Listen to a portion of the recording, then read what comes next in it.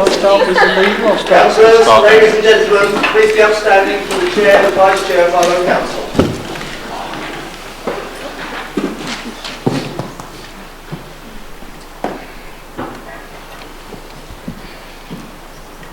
Good evening, councillors. Please sit down.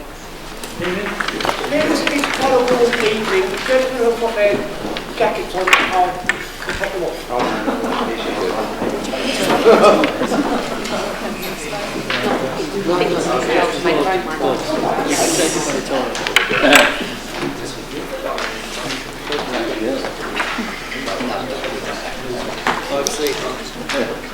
Apologies for absence. Yes, Councillor Strachan. thank you. Councillors Shona and Nichols. Thank you. Declarations of interest. Councillor Carlton. Excuse me, Councillor Carlton. I didn't say Councillor Carlton. The excuse is not very good for that. As a remunerated non-executive director appointed by Harlow Council to the board of HDS, landscape and declaring an interest. I'm aware that there aren't any particular issues on the agenda, but given the wide range of debates tonight, for the sake of transparency and openness, Thank you, Councillor Carlton. Any other declarations? Yes, Councillor Boots. Same as Councillor Carter. Thank you. Councillor Davis. I think it also applies to me. Thank you. Right, thank you. Right, minutes of the previous meeting. Pages 4 to 7. Agreed.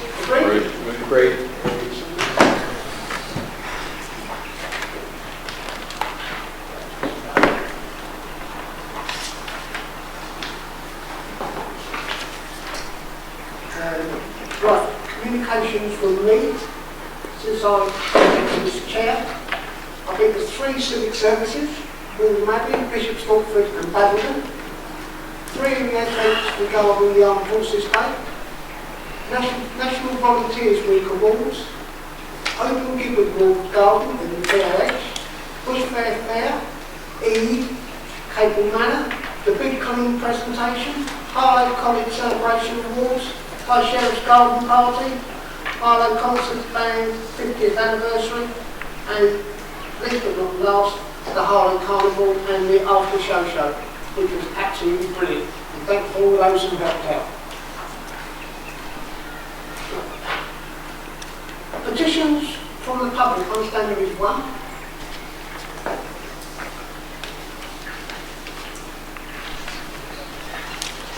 Yes, there is one. Like to.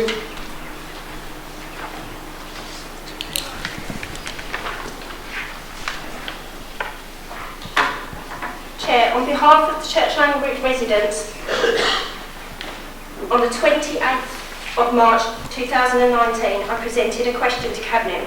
You replied in full detail of what the funds were used for in Church Langley. I decided to present a question again at full council on the 4th of March into regards to when the plan was to spend the actual money. On this occasion, my answer was very vague, and I could even say a deflection away from the question that I presented. To this outcome, to the full council meeting, I resulted in a petition on the behalf of the residents of Church Langley. I feel this is the only way that we could go forward to address the issues that we face. On the 11th of April, I had a meeting with our street scene manager and showed Mr Grundy around all the issues and the areas of Church Langley. After meeting and many follow-up emails with no reply, and one of the emails was even copied to the chair themselves of the details of the meeting with Mr Grundy. On the 6th of June, this time, I got a reply from our street scenes manager, and he was consequently informed that almost, if not all of Church Langley was actually none of Harlow Council's responsibility. At this point, It was also pointed out that the developers still hold most of the land, and if not, it was down to private homeowners. So there is many areas that the developers have left. Though the point here is the money that was left by the council, by the developers for the council, to maintain the areas around Church Langley. It doesn't matter who owns the land. The money is set aside for these exact purposes. Some of the private homeowners are unaware that they own this land. So can we not do the works for these homeowners and then inform them at a later date that this is their land? This will help with the maintenance around Church Langley. I would also like to point out, I have done many walks around with the residents of Church Langley, and would like to point out we now have a health and safety issue across the whole of Church Langley, and it is of great concern. Also walking around with our residents and our community, which many of them have disabilities that range from being blind or wheelchair users. It is almost impossible to navigate without having a fall or being injured in any way. So, also our growing elderly community, which find it impossible to even get on a bus without falling or even getting cut by trees. Can you sum up, please? Yeah, of course I can. We have a problem with the fencing, the overgrown bushes. We need to redress this now, not at a later date, especially at 10,600 to be spent over 40 years. We need it to address now. Thank you.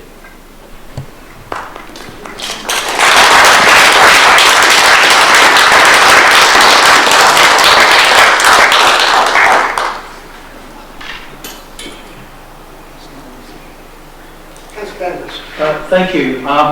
I'd like to thank the petitioner because she's quite right in raising this. As I said at the last meeting, it certainly needs to actually be spent, but not all of it, because it needs to be also protected. Harlow was in a unique position with the Development Corporation in 1979-80 when it was wound up. And the land in the new town was actually given over to Harlow, whereas Church Langley was in Epping Forest at the time and was in the hands of the Countryside Partnership. They never made the land over to Harlow Council when they left it in the hands of the residents, but endowed the council with over £400,000, which I think should have been spent over the years. It's remarkable that local councillors haven't taken up the challenge. But nevertheless, there's a report tonight before us, the entire report, and I think it arises because of, quite rightly, the pressures recently that have actually been drawn to this issue. The council officers have actually drawn up a scheme, a remedial scheme, to the value of £133,000, and that's actually on the appendix, and it's actually itemised there. And as has been said, there have been walk rounds, there's been lots of consultation. I believe certainly Councillor Carter has actually been involved in this as well. And so there's quite a lot of work that we can actually authorise tonight, and we can actually get on and do this. But we will need £10,000 per annum for 40 years, which in my calculation would take us to 2049, which I'm sure some of us might be here to see. And then the council, presumably, and the local residents would then have to pick up the bill. If there are other schemes, if residents can come forward, this isn't a normal. I think Church Langley is comparing itself with the Development Corporation area of the town, and that's not fair, because in that particular sense, that land is in the ownership of Harlow Council. Perhaps if Countryside Partnerships actually made that land over to Harlow Council, then we could have actually reviewed that. But as I say, the report is there are the issues, but the main issue is sustainability. We've got to actually keep some of this money back to make sure that Church Lane, once these works are done, then they're actually properly maintained. Thank you, Chairperson. Councillor Davis, please address you as chair, not chairperson. If you look at standing orders, it says chair or chairperson. Excuse me, Councillor Davis, that your group changed it from chairperson to chair 2 years ago. Look at the standing No, orders. no way. Councillor Carter. Thank you, Chair. Turn the microphone on the side.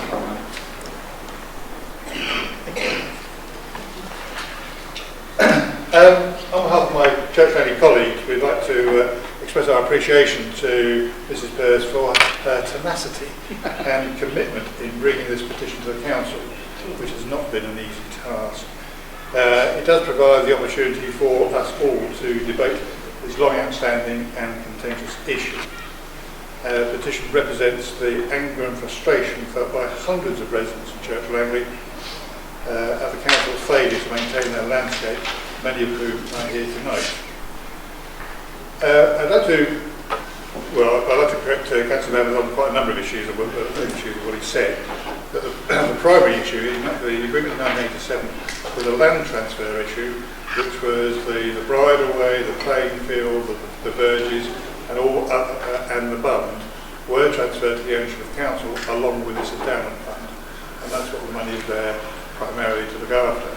But I'll come back to that in a moment. The petition is not a sudden knee-jerk reaction to what may or may not have been going on this year. There's a clear pattern of obfuscation and delay by the council in spending Church Langley money from Church Langley. One can only wonder why. Chair, this is not an opposition inquiry to be put on the too difficult pile. It is a ward issue solely affecting money left for Church Langley to be spent in Church Langley. It's also relevant to mention, we'll go much further, that in 2006-7 and 7-8, the Labour administration managed to remove a total of £440,000 from the Church Langley Infrastructure Fund in order to fill black holes in their budgets. Was this carefully profiled expenditure as explained in the report? Fortunately, Conservative administration soon came along and topped it up afterwards. Now, there have been many requests over the years for work to be done in Church Langley from the councils, which have been ignored with no reason. So in October 2017, the Scrutiny Committee added to its work plan a scoping report for review of the Church Langley Fund. The scoping report was due in March 2008. Come March 2008, not only was there no report, sorry, 2018, not only was there no report, the entire topic had mysteriously disappeared from the work plan with no reference to the committee. Sorry, I don't have 5 minutes long. Yes.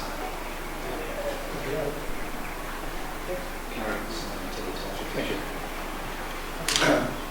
No explanation was given at the meeting for that disappearance, apart from offer of a meeting. Several chases were then made before a meeting was made with the head of place, which resulted in a number of site visits to develop a schedule of works and costs. But that was last year. Also last year, another meeting took place to review the money. Later, that officer went on compassionate leave. When officers were chased for follow-up to these meetings, we were told there was no time as the council's year-end took priority. So by the end of last year, having started in October 17, the trail went cold. We were flogging a dead horse. The report says there's been ongoing work with officers and councillors since the autumn of last year to identify a programme of works. Chair, this is a very interesting comment. I'm not quite sure what to make of it. There have been no meetings at all with councillors since that time. So why make it up? In March of this year, Mrs. Peirce raised the questions at Cabinet and in the Council. The answers maintain the Council's intention to do nothing. In the answers we're informed that footpaths and play areas should be maintained for 15 years. However, in the same answer, it says that the infrastructure fund is to last 50 years, and the present balance can only provide £13,000 per annum. No evidence was provided for this 50-year assumption. And then in tonight's report, there's a reference to the next 40 years. It's a lack of clarity there, consistency. But, that's a very big but, the 50 years or the 40 years would start from the date of the agreement, and not some arbitrary date in the future. The agreement was signed in 1987, 32 years ago, meaning there are only 17 years or 7 years left of the 40 or 50 years. And as the petitioner has pointed out, nothing has been spent for over a decade, so there is a lot of catching up to do.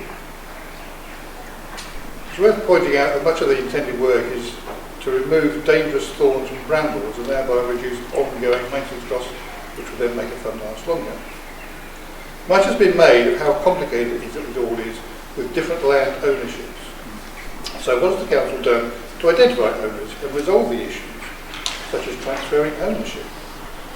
Where land is still in the ownership of developers, they have already paid hundreds of thousands of pounds, which the council has not spent in 33 years. The Chair, there is a risk that developers, if we go and start asking too many questions, would be well within their rights to demand a return of their money, which has not been spent for its intended purpose. An issue not mentioned in the report is that of adoption. The fourth item on the proposed list is dealing with surface drainage on the bridleway. The bridleway, a public right of way, is the responsibility of Essex County Council. So has the council approached Essex for them to deal with the issue? Councillor Carter, can you finish up, please? I am. So, Chair, you can understand our scepticism in making anything of tonight's report, which is why I would like to move the following recommendation, which I believe is round the table. This council establishes a working group comprising residents, ward councillors and officers to investigate in all urgency, to review and confirm the detail of the proposed one-off works, review the entire 1987 agreement to put the alleged extracts into context and to identify the period of the fund, to review the historic activity of the fund to identify the careful profile of expenditure required for the future, and monitor implementation of the agreed works. Now, as I said, time is of the essence on this. We've now got this far. I don't want to waste any more time. 3 minutes. I move. Seconded. 3. I've got it here. Debate. It's not been seconded. I've seconded it. I'd like to formally second it if you're giving me the opportunity to reserve my right to speak to this debate. Personally, I'd like to hear what the administration has to say to the motion. Point of order, Chair. Can I ask how long the time limits are for people's speaking contributions? 5 minutes. 5 minutes. No, according to the standing orders, it's not. 16. Or we could have debate about standing orders. It just seems an awfully long 5 minutes. There we go. Debate?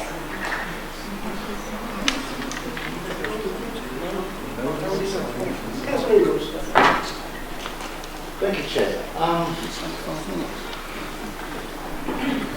Thank you, Chair, and thank you for the petition. I appreciate the detail that Councillor Carter has gone into. When I spoke to Councillor Carter on this, it must have been a year ago now, at least.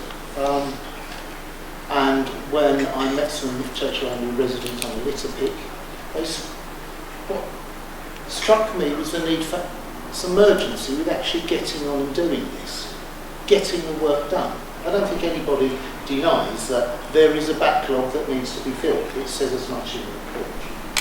And my understanding is that the proposed works here, which come to £133,400, that list arose as a result of a number of meetings and a number of walks, and my officers have told me that there is broad agreement that these are the works that need the most urgent attention.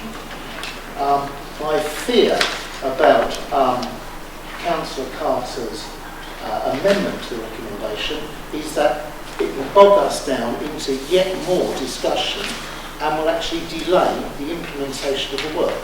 We want to get on with it. We don't dispute that there is a large sum of money that needs to be spent to deal with the works in the list. And this recommendation is that we do exactly that, but hold back enough to continue to maintain Church Langley into the future.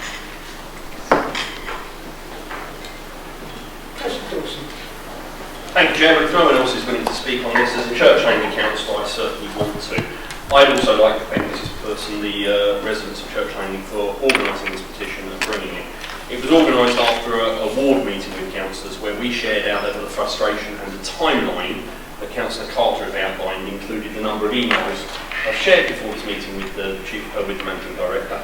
A number of emails that have gone unanswered or unresponded to by this council. The fact that, as Councillor Carter says, this was put on a committee work plan and officers agreed to write a report on this and bring a report back. And then not only was the report not written, it was deleted from the work plan without councillors' agreement. Something hinky has been going on here, Chair, and it's about time that it was dealt with. I don't believe Councillor Ingall's correct that setting up a working group, but looking at the details of the funds stops us doing these works. But as someone that's been copied into all of these emails and involved in a number of conversations about this since back in March and August 2018, this is the first time I've seen the details of the work plan that's been proposed, and the details of the work plan are one-line top-liners with no specific detail that I can match back to the very detailed list that the residents of Church Langley have helped compile of exactly what needs doing, street by street, ward by street by street, and house by house in some cases. So I certainly do think that that list needs to be reviewed in detail by someone, and it needs to be reviewed by people that know it, such as leading members of the community, like us, such as Councillor Scott, or myself, the ward members, and indeed the officers that put the list together. I don't think moving and agreeing Councillor Carter's motion tonight stops us implementing the work plan and spending the 113,000 that you're proposing to spend. 133. Certainly nowhere near what needs to be spent and what the residents have asked for in their petition. Like you said, you think the residents do know their area pretty well. I think I've also got a concern, and one of the reasons I want to support Councillor Carter tonight is that he wants to review the individual extracts of the 1987 agreement, something that, despite asking for, we have not seen over the last few years. In fact, haven't seen over the last 10 years that we've been looking for them. So we've heard tonight, and we've heard a few months ago, that suddenly this fund should last 50 years. Tonight I'm being told it should last 40 years. As Councillor Carter said, this fund's been in existence for 32 years, and very little has been spent. Just how long does it say in the legal agreements should this fund last? Personally, given everything that's happened, all of the toing and froing, all of the non-spending of the money and all of the evasion by the council of spending the money, I'd like to see those documents for myself and share those with the residents so that we can all be assured how long the fund should last for and how much need there is for this to be protected in the future. So, Councillor Ingle, I think I'll be voting for Councillor Carter's recommendation tonight. I hope that doesn't mean that you say that the money won't be spent. I hope that means the 133,000 will be spent straight away. In fact, I hope that more money will be implemented by using this motion tonight. The works are desperate. As a resident of Church Langley, does that mean I have to declare an interest? Because the interest is no more than that, the resident sitting over there. As a resident of Church Langley, I see and hear every day about people getting caught on brambles, about people's lives being inconvenienced by some of this landscaping work, the dangers of the kick rails falling over by the sides of the roads, the dangers that it causes to children crossing roads and those with disabilities. And I point to a video that Nikki produced with the help of a gentleman, I'm sorry, I can't remember the chap's name, who is visually impaired. Is it Ricky? Ricky. And Ricky is visually impaired, and he went out with Nikki energy to walk some of these areas that are impinged by these landscape overgrowths. And it was frightening the difficulties he had getting round in his daily life. That's why I want the money spent. That's why I want the works agreed. And that's why I also think it's supporting Councillor Carpenter's motion. Mr. Durkee. Well, thank you very much for allowing me to speak. I must admit I wasn't going to, but I'm becoming quite frustrated, and I suspect a lot of the members of the public are coming here and are getting frustrated, and we've fallen into the trap of local government that actually we talk more than we act. The people of Church Langley have asked a simple question. They have come with a simple explanation which is easy to understand and easy to resolve. The leader of the council has made a commitment that we will deliver these actions that have been agreed by the residents and by our officers, because we have to do something.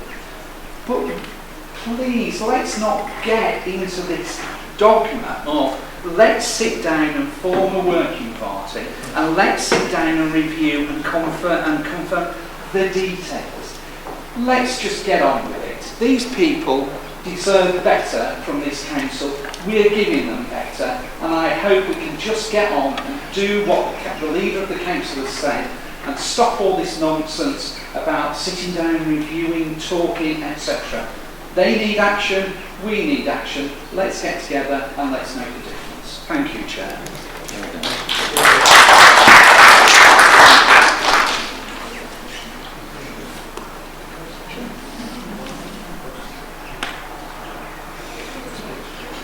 Councillor Carter, do you want to...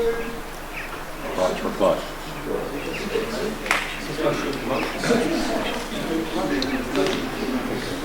Thank you, Chair.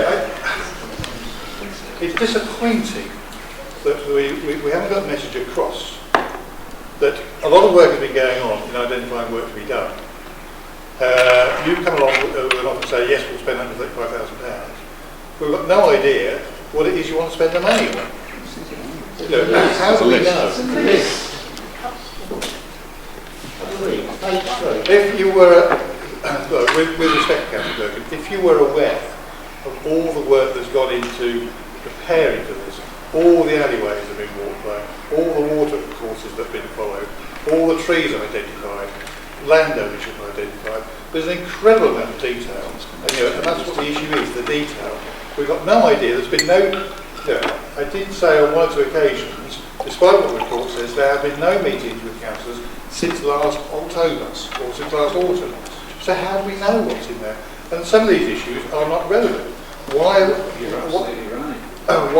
we looking to spend money on drainage on the right of way, which is the responsibility of Essex County Council? What steps has the council done? Yes, of course we've got to get on. We've been waiting the last 10 years. But do what? That's the issue. What is it you want to do? Is it actually what is on the list? Is it a priority? And are there some bits you're not doing which we want doing?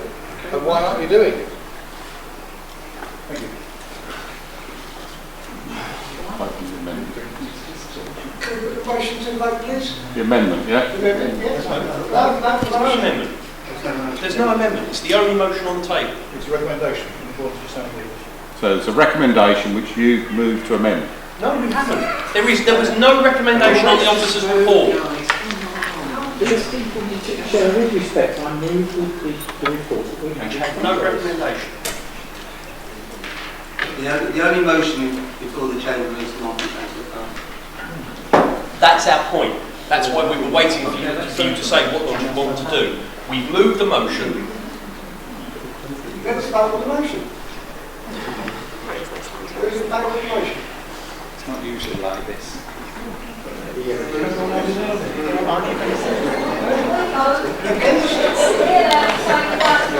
want the work doing? I know. Absolutely, not in 2 years' time. But I did notice of a different motion. The motion I would like to move, if it wasn't clear to you, Chair, was... Sit down. Hold on. What's against? Show the hands, please.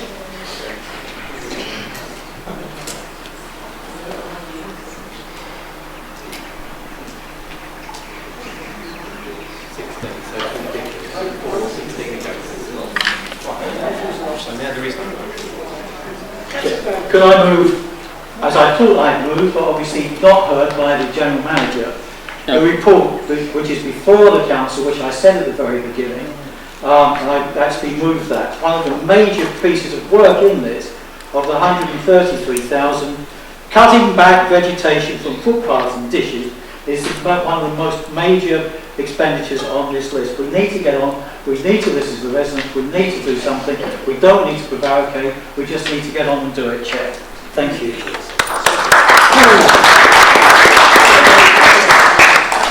Seconded.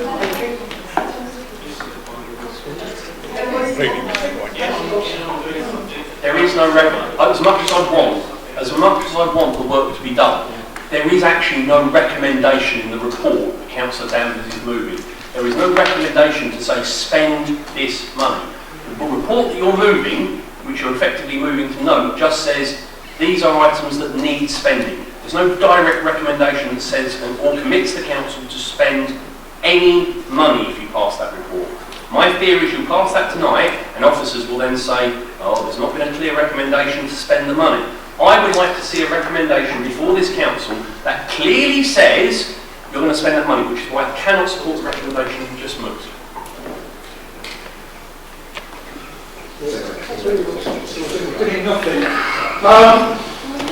The Councillor Danvers has moved that we accept the recommendations in this report, and we recommend, or move that we note the content of this report, and having noted it, I give my commitment that this money will be spent. It will be spent promptly to do the works that are listed on this list. Can I just suggest that I agree with Councillor Danvers, and if that money isn't spent, I'm sure the residents of Church Langley will be back here quite quickly telling us that the money hasn't been spent. The point is we shouldn't have to come back No, every time. and you won't. But if we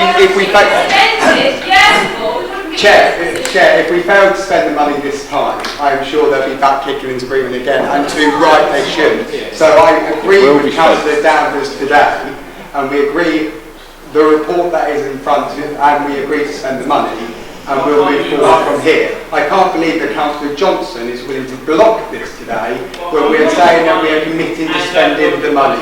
Thank you, Chair. Point of personal clarification, Chair. I believe that Councillor Marlow had misunderstood me. I want us all to walk away here tonight and these residents to leave with a written commitment and a voted commitment that money will be spent. We've had fine words from councils over the past 8 years. Money's been taken, money's been put back. It is a point of clarification. That's not a point of personal I want clarification. to see the money definitively spent. Councillor Marlow is purposely misunderstanding and spinning this. Now he's calling me a liar, Chair. I hesitate to enter into this debate. However, with some trepidation, would it be best if the motion actually committed the council to spend this money? Yes. I think it resolved the issue. Yes. So, Councillor Danvers, you're happy with that? Yes, Chair. I think we've realised that we've got to the conclusion that Table 1 is the, I think hopefully members of the public have got access to this. The list actually proposed works for 133,000, the fencing, the knee rails, the replanting, the safety drainage, the biodiversity, the playing field car park, what Simon refers to in terms of the drainage, the play area equipment replacement, the cutting back of vegetation from footpaths and dishes, and the land ownership project, so we can actually clear this up once and for all. This has been ongoing, Chair. The area has actually been represented by, I believe, most of the same people for something like nearly 20 years. And I think, because we've had our attention drawn to it recently, we've got on and done something, but I'm just surprised. They were in the driving seat for 4 years. I'm just surprised by suddenly getting very agitated about something that's perfectly straightforward. The residents brought it to our attention that we beginning of the year. The officers have gone away and done the work, and tonight's council meeting is the fruition of it. And I hope now that we will actually just get up, get on and do this work, Chair. Just for clarification then, the motion is to note the report and to take the action, spend £133,400 set out in the report on the issues. Agreed. When does it start? And why are we spending £10,000 on diversity funds when we can't even walk the streets because we're falling down the holes? I'm sorry. Is that agreed? As a motion? Agreed. Thank you.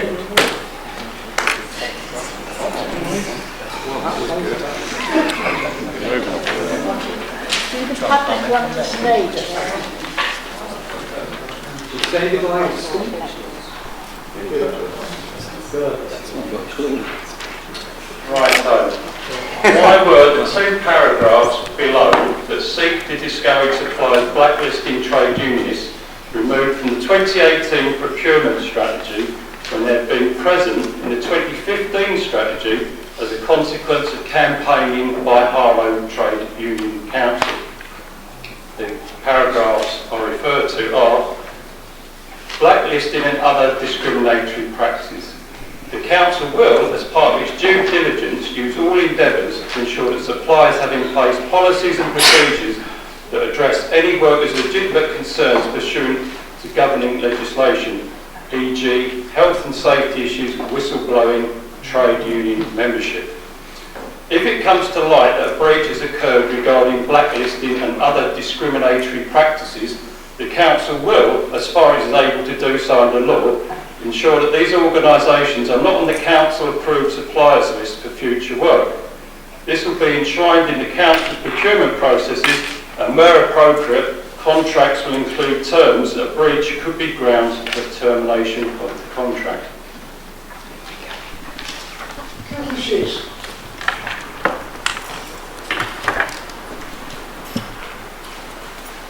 You want me to read it out, Mr. Foreman, yeah?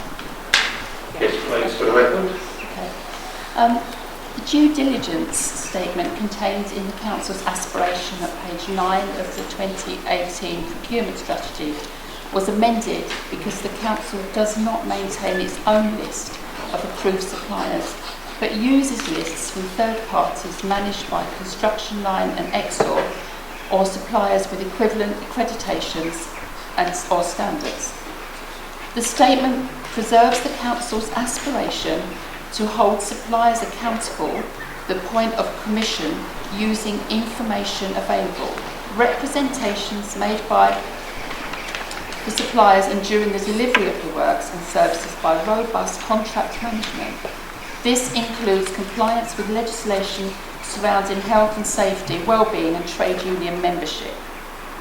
As part of the annual review of the Council's procurement strategy, the due diligence statement will be amended and strengthened by including the following clarification.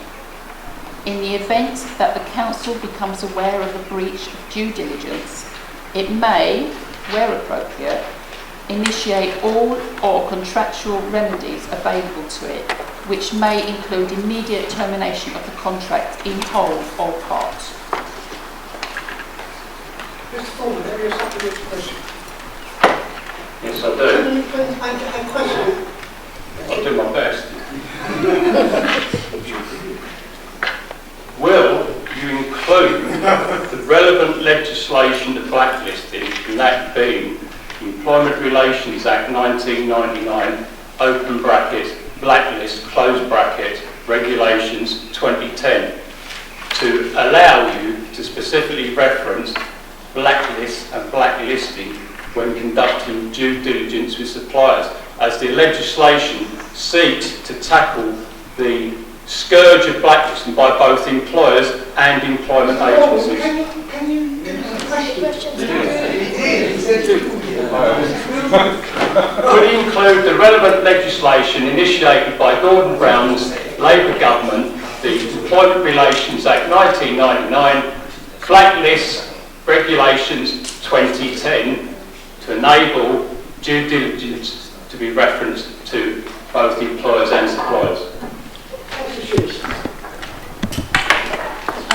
you, Mr. Foreman. As we state here, there is an annual review of the procurement strategy, and we will certainly look at that at the annual review. Mr. Foreman, your second question? Do you like to read it out? Or are you happy? No, I'll read it out, please.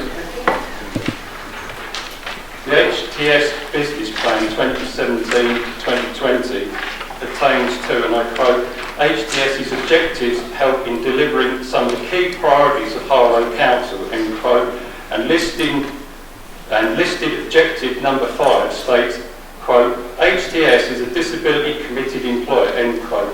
Would you please state the percentage of full-time equivalent staff that are registered disabled, and of that percentage, what is the division between physical and mental disabilities? Thank you. Councillor Strachan's absent. I'll answer that for you, Mr. Foreman.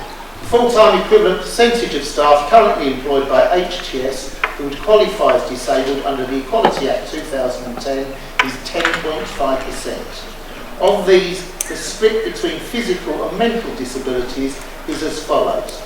Physical, 91.57%, mental, 8.43%. Have you a supplementary question? Yes, I do. Given that HES has well exceeded 3% statutory minimum for disability, will you splash it all over the HTS website and the council's website as a way of encouraging so many other employers in this town that don't meet the statutory minimum?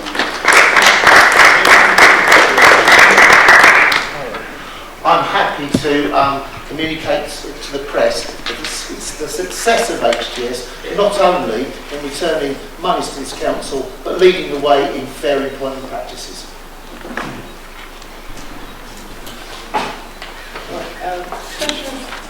Question from the councillors.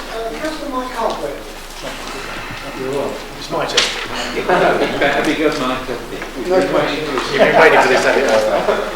I need to start off with. This is to Councillor Danny Burton. Has the council produced an action plan, including a 20% increase in housing allocation, following the council's failure in the housing delivery test in February, as required by the Ministry of Housing, Communities and Local Government? The council managed to deliver an average of just 84% of the housing need in Harlow over the last 3 years, which is below the national threshold required by the Ministry of all councils to deliver much needed housing for its residents. Councillor Burton. Thank you, Chair. The Housing Delivery Test Action Plan is currently in preparation and is scheduled for publication by the 19th of August this year. The Council has assumed a 20% buffer on the 5-year housing land requirement as required by the Government guidance for some years already. It's forecast, however, that as the strategic sites build out, that's the remainder of New Hall and the Garden Town site east of Harlow, and the local plan is adopted, the completion and delivery rate will increase and that the buffer will not be required. Thank you, Chair. Councillor Harlow. No, that's fine, thank you. Your second question, Councillor Harlow. Can the leader confirm that in May 2018, in an email to Councillor Kevin Bentley at Essex County, and subsequently at a meeting, he refused an offer from Essex County Council to match funding to the council for additional highways improvement works? Not maintenance, not potholes, not pathways, but general improvement works undertaken by the local highway department, which always has more projects than its budget can undertake. I was at the LHP meeting only last week, and I think all members of that committee, both Labour and Conservative, would agree that more funding would be very useful to deliver the schemes that residents want to see done. Small schemes such as drop curbs on pavements, crossings, extra parking and so on. Councillor Hardware, I've never refused extra funding from Essex County Council for improvements to our highways, and nor ever will I. The extra money you're referring to was given by government to county councils to spend on addressing the backlog of general improvement works across all districts. It was given to Essex County Council without strings attached. The decision by Essex County Council to disperse it only to those councils who could match fund it was made on a whim from Councillor Kevin Bentley. And this offer was made without consultation and after annual budgets had been settled. In the meeting of Essex leaders where this was first disclosed, a number of council leaders, mostly Conservative, expressed concern at the whim. Some expressed outrage at the proposal. I later wrote to Councillor Bentley asking him to allocate the money, but without the strings attached. I also asked him to do the right thing and allocate the money at another, unrelated meeting. Councillor Bentley refused to release Harlow's share of the money. I agree that more money for highways improvements would be useful. Perhaps Councillor Harlow would also agree with me and the Conservative leaders of other Essex districts. But making up policy that affects the balanced budgets of district councils on the hoof and without consultation is not the way to deliver this extra money.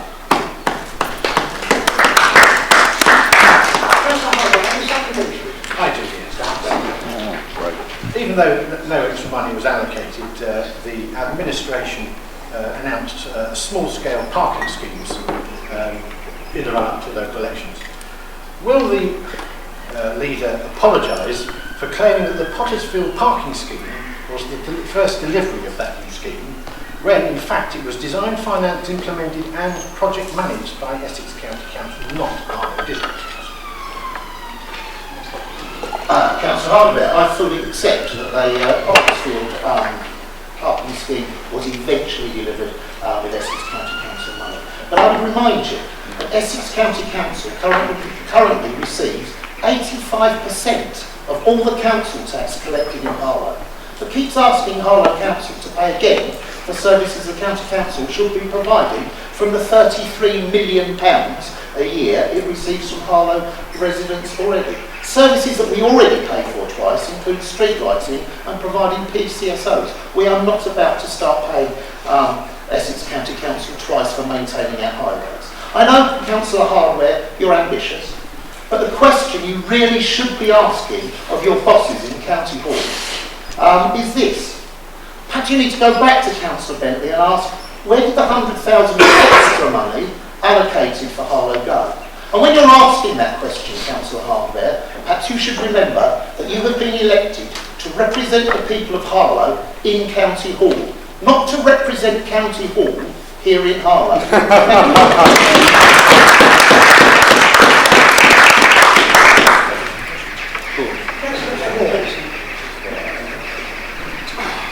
Thank you, Chair. My question is to Councillor Danny Purton, the portfolio holder for the environment.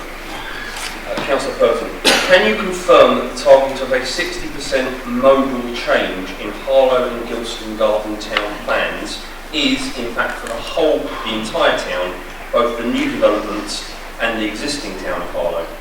If so, this will require 60% of all journeys to be made by sustainable means, that's defined as cycle, walk and public transport, in order for the existing and expanded town to be able to cope with the additional journeys required for shopping, work and leisure.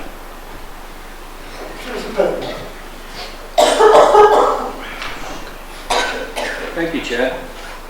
The draft Harlow and Gilston Garden Town Transport Strategy, reported to the Cabinet on the 28th of February this year, seeks to ensure 60% of all journeys within the new garden town communities, i.e. the new neighbourhoods allocated in the new local plans prepared by East Hertfordshire and being prepared by Epping Forest and Harlow, are to be undertaken by sustainable modes of transport. Across the remainder of Harlow, the draft transport strategy seeks to achieve a target of 50% of all journeys being undertaken by sustainable modes of transport. I do, Chair. Thank you, Councillor Purton, for your response, and I'm sure you know my concern about the high level that this plan is asking for. Given that, and given the step changes we have recently seen in electric vehicles, does he consider that cars would be considered sustainable under the lifetime of this plan if they were electric?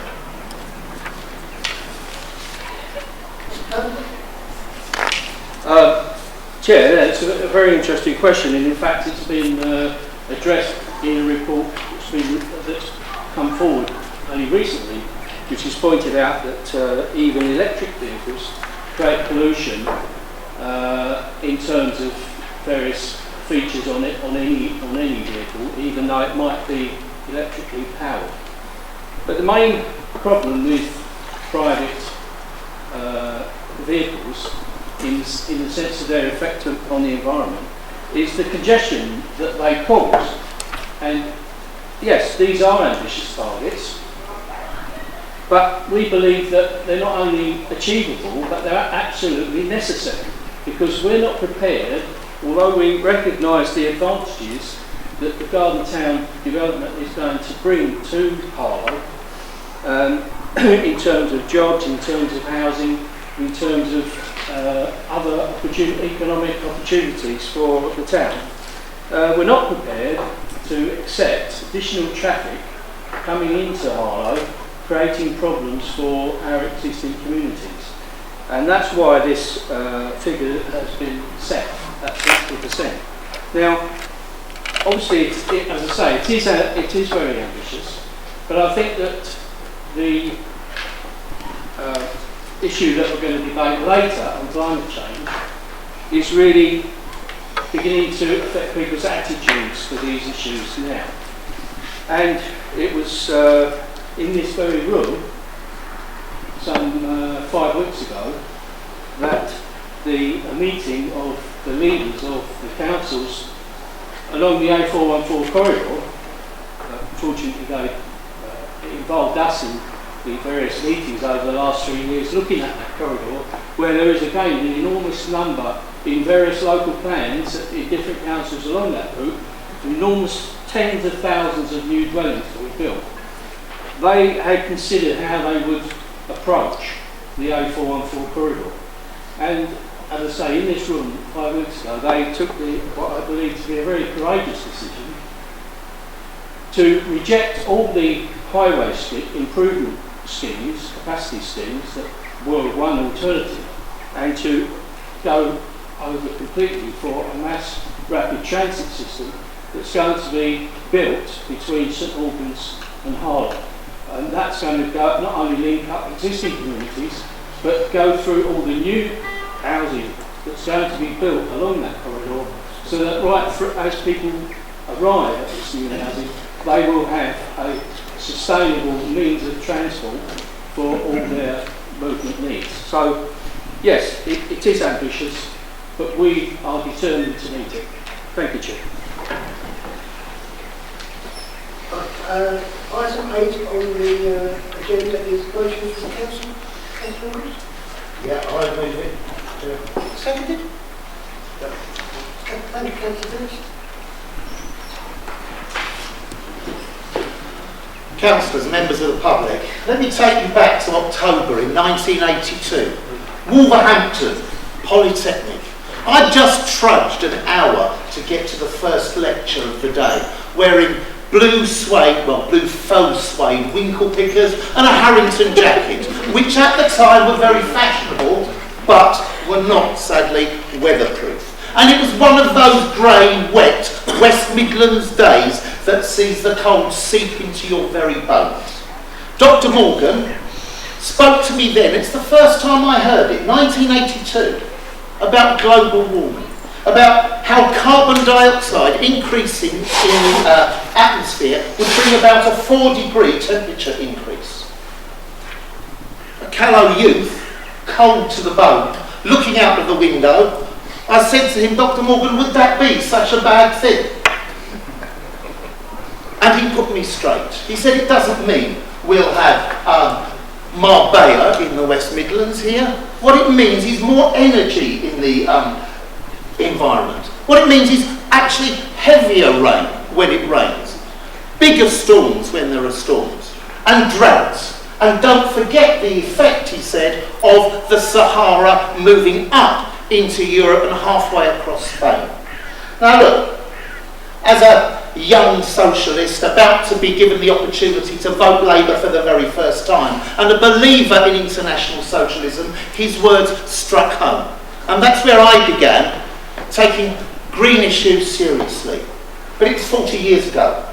My generation, frankly, has ignored the truth. In our greed for personal gratification, we've used fossil fuels, we've chased convenience, we've looked for a disposable economy, disposable bags, disposable knives, disposable forks, disposable plates, cups, tents, razors, everything in order to make our lives easy. But in our consumer frenzy of throwing things away, we're in danger of ignoring that the earth is a one-off. It isn't disposable and needs care if it is to last for our children. Dr. Morgan's warnings were not heeded. Ice caps are melting. Storms are more violent. 98% of scientists today say that global warming is a fact and it's happening now. And I think that the 2% that disagree are largely in the employ of the petrochemical industry. I've tried to do my bit. I've planted a tree everywhere I've lived. I compost. I don't indulge in disposable fashion. I wear a jumper rather than turn up the heating. I recently started car sharing on the way to work. I walk into the civic centre more often than I use the car. I recycle, I reuse and I reduce. But it's as the Labour leader of this Labour administration here that we can make the most difference. Recently I was asked a question, will Harlow Labour declare a climate emergency? Now look, I get asked some pretty tough questions as a leader of this council, but this wasn't one of them. Will Harlow Labour declare a climate emergency? Of course we will. Of course we will. But that's not enough. We need to be taking some action too.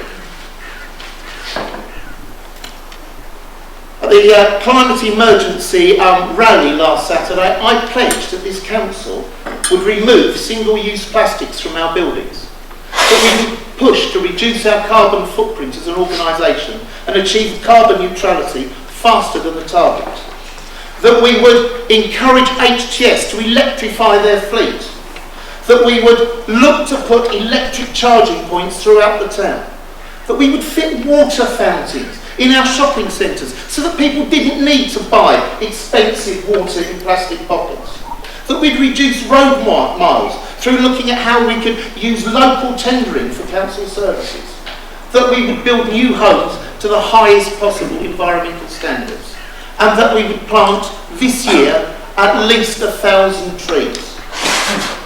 And that I would personally use my influence with neighbouring districts to ask them to do the same, and use the influence of Harlow Trading Services, HTS, to encourage other business to do the same, to tell them, this is what we're doing, why aren't you? There isn't a climate change emergency, it's happening now. We need national and international action to truly make an impact, but I want Harlow Labour to drive forward what we can do in this town. Thank you.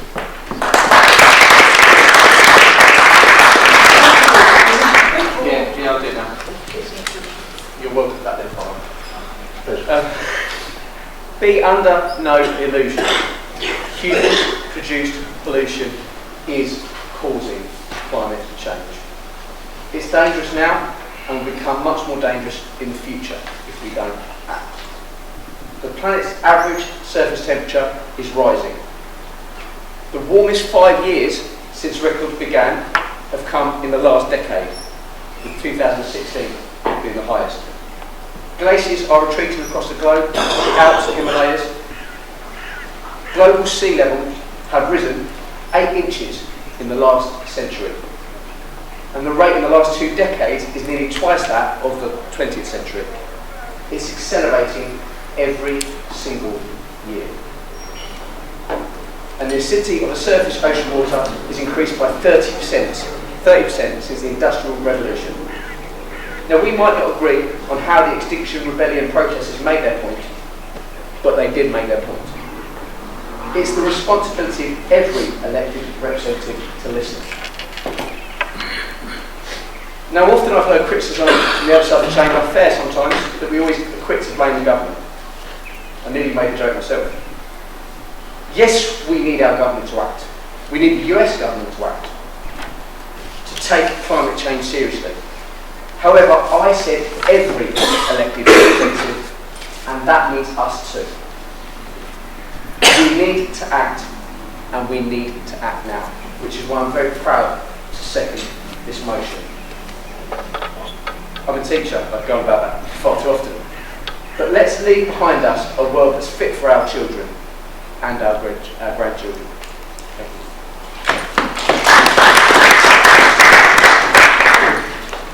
Thank you, Chair. I'd like to move an amendment to my motion. Shall I read them out, Chair? Please. Under recommendation 4, where it says encourage HTS Property and Environment to plan for a switch over from petrol and diesel vehicles, plant and machinery to electric vehicles, plant and machinery. I'd like to add on to that and encourage HTS to source battery technology from its electric vehicles from companies who ensure environmentally friendly lithium mining techniques. I have further amendments to add. Amendment 6. Eliminate the use of single-use plastics in line with the government ban across all public council buildings by January 2020, ahead of the national implementation date of April 2020. An additional amendment, number 7. Actively promote schemes to encourage children to walk to school, such as the Walking Bus Initiative and Walk on Wednesdays. Wow. Amendment 8. Install electric charging points across all of each Beacon Council's car parks within the next 5 years where possible.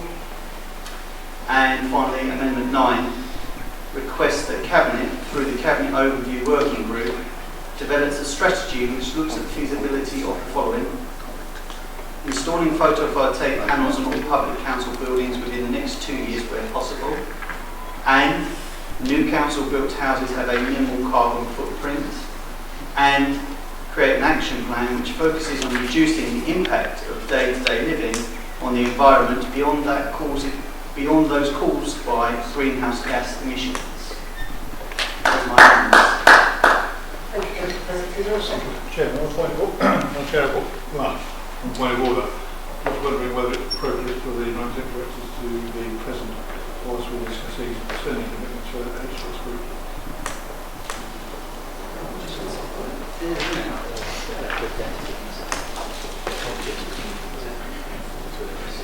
I don't want to be, because this would set a precedent. I think there's a general commitment at the moment. If it was more precise, I think I would be. I'm happy for you all to stay for this item. Chair, on that point, it's actually for us to encourage HTS. Yes. So it's not a commitment that HTS will. So I'm sure they will. If encouraged. Can I have a second? Councillor Harlow. Yes. Seconded? Seconded. Do you wish to speak? No, you don't need to. Thank you. I'd like to speak then.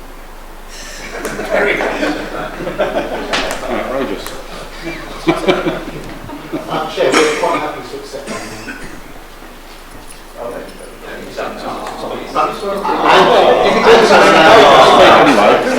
Thank you very much, Councillor Ingram. Very gracious. I just wanted to say in 1982, when you were out there with your blue winkle pickers, my mother informs me that I was wearing a nice little pair of blue suede shoes myself. And like you, I was an environmental trailblazer because my mother suited me out in terry toweling. Nappies, which I'm told are more environmentally friendly than the disposable kind. So I was there as well. I wasn't good. I would like to make clear that the Conservative group fully supports the principles and the tenets out in the main motion. But we move these amendments because we feel, as I know does the administration, feel that climate change is one of the biggest challenges that faces us and our modern way of life. And we do feel, I'd like to recognise the fact that the council is taking a lead on this, because we recognise in this group that climate change and the burden of it should fall on those with the broadest shoulders and not primarily on the poor. And everything that either we put forward or yourself have put forward takes account of the fact that it's going to be the council that's taking the lead on this. And I think that's a very important thing to say at this point. We moved some of the amendments in here because we feel that climate change by greenhouse gas emissions does pose a direct threat to our way of life. but there are wider implications of human activity upon the environment, which then come back and impact upon our future and our civilization, and that's why we move those. There, as Councillor Ingle has said, there are many sceptics, detractors, conspiracy theorists sort of surrounding this. I had the great privilege of meeting a gentleman called Dr. Rob Mulverney, OBE, who works for the Ice Dynamics and Paleoclimate team for the British Antarctic Survey a number of years ago. I actually had the privilege of holding a piece of ice, coral ice sample that was 20,000 years old in my hands. Quite amazing. But that aside, after speaking with him, he left me in no doubt that the work that most scientists are doing all points towards climate change, and the cause of that is fundamentally human activity and the emission of greenhouse gases. Now, he did turn around and say at that point, if I've got it all wrong, but we follow my advice, the best thing we can have is, well, sorry, I've got it wrong, but we've got cleaner air. But if we have got it wrong, we don't listen to him, and he was right, then to do nothing would be completely reckless. In one of our amendments, the one where we look at developing a wider strategy, looking at the impact upon the environment, we mention that because there are many things that we do, and I think the Council, and I'm glad that Councillor Ingle met with me tonight, and actually I thank him personally and publicly for meeting me to discuss these amendments and offer his support for them. But I was actually shocked to learn when I watched a documentary last year that to make a pair of jeans takes 15,000 litres of water. And the Aral Sea in Kazakhstan has lost an area the size of Ireland over the past 40 years because water is being diverted to feed the cotton fields that are needed to satisfy that consumer urge that you're talking about. Many people will say, well, China, America, they're pumping billions more tonnes into the atmosphere than we can ever hope to stop. So what's the point? Even if we do accept that this is indeed the right thing to do. And I was reminded by Councillor Johnson of a quote from Mother Teresa. That's Mother Teresa, God rest her soul. God, not Mother Teresa in Downing Street, God rest her soul. That's on Twitter now. And the quote she said was, "Be faithful in small things, because it's in them that strength lies." And what we're doing today on a global scale may be a small thing indeed, but I'm sure when we do it, there is great strength within.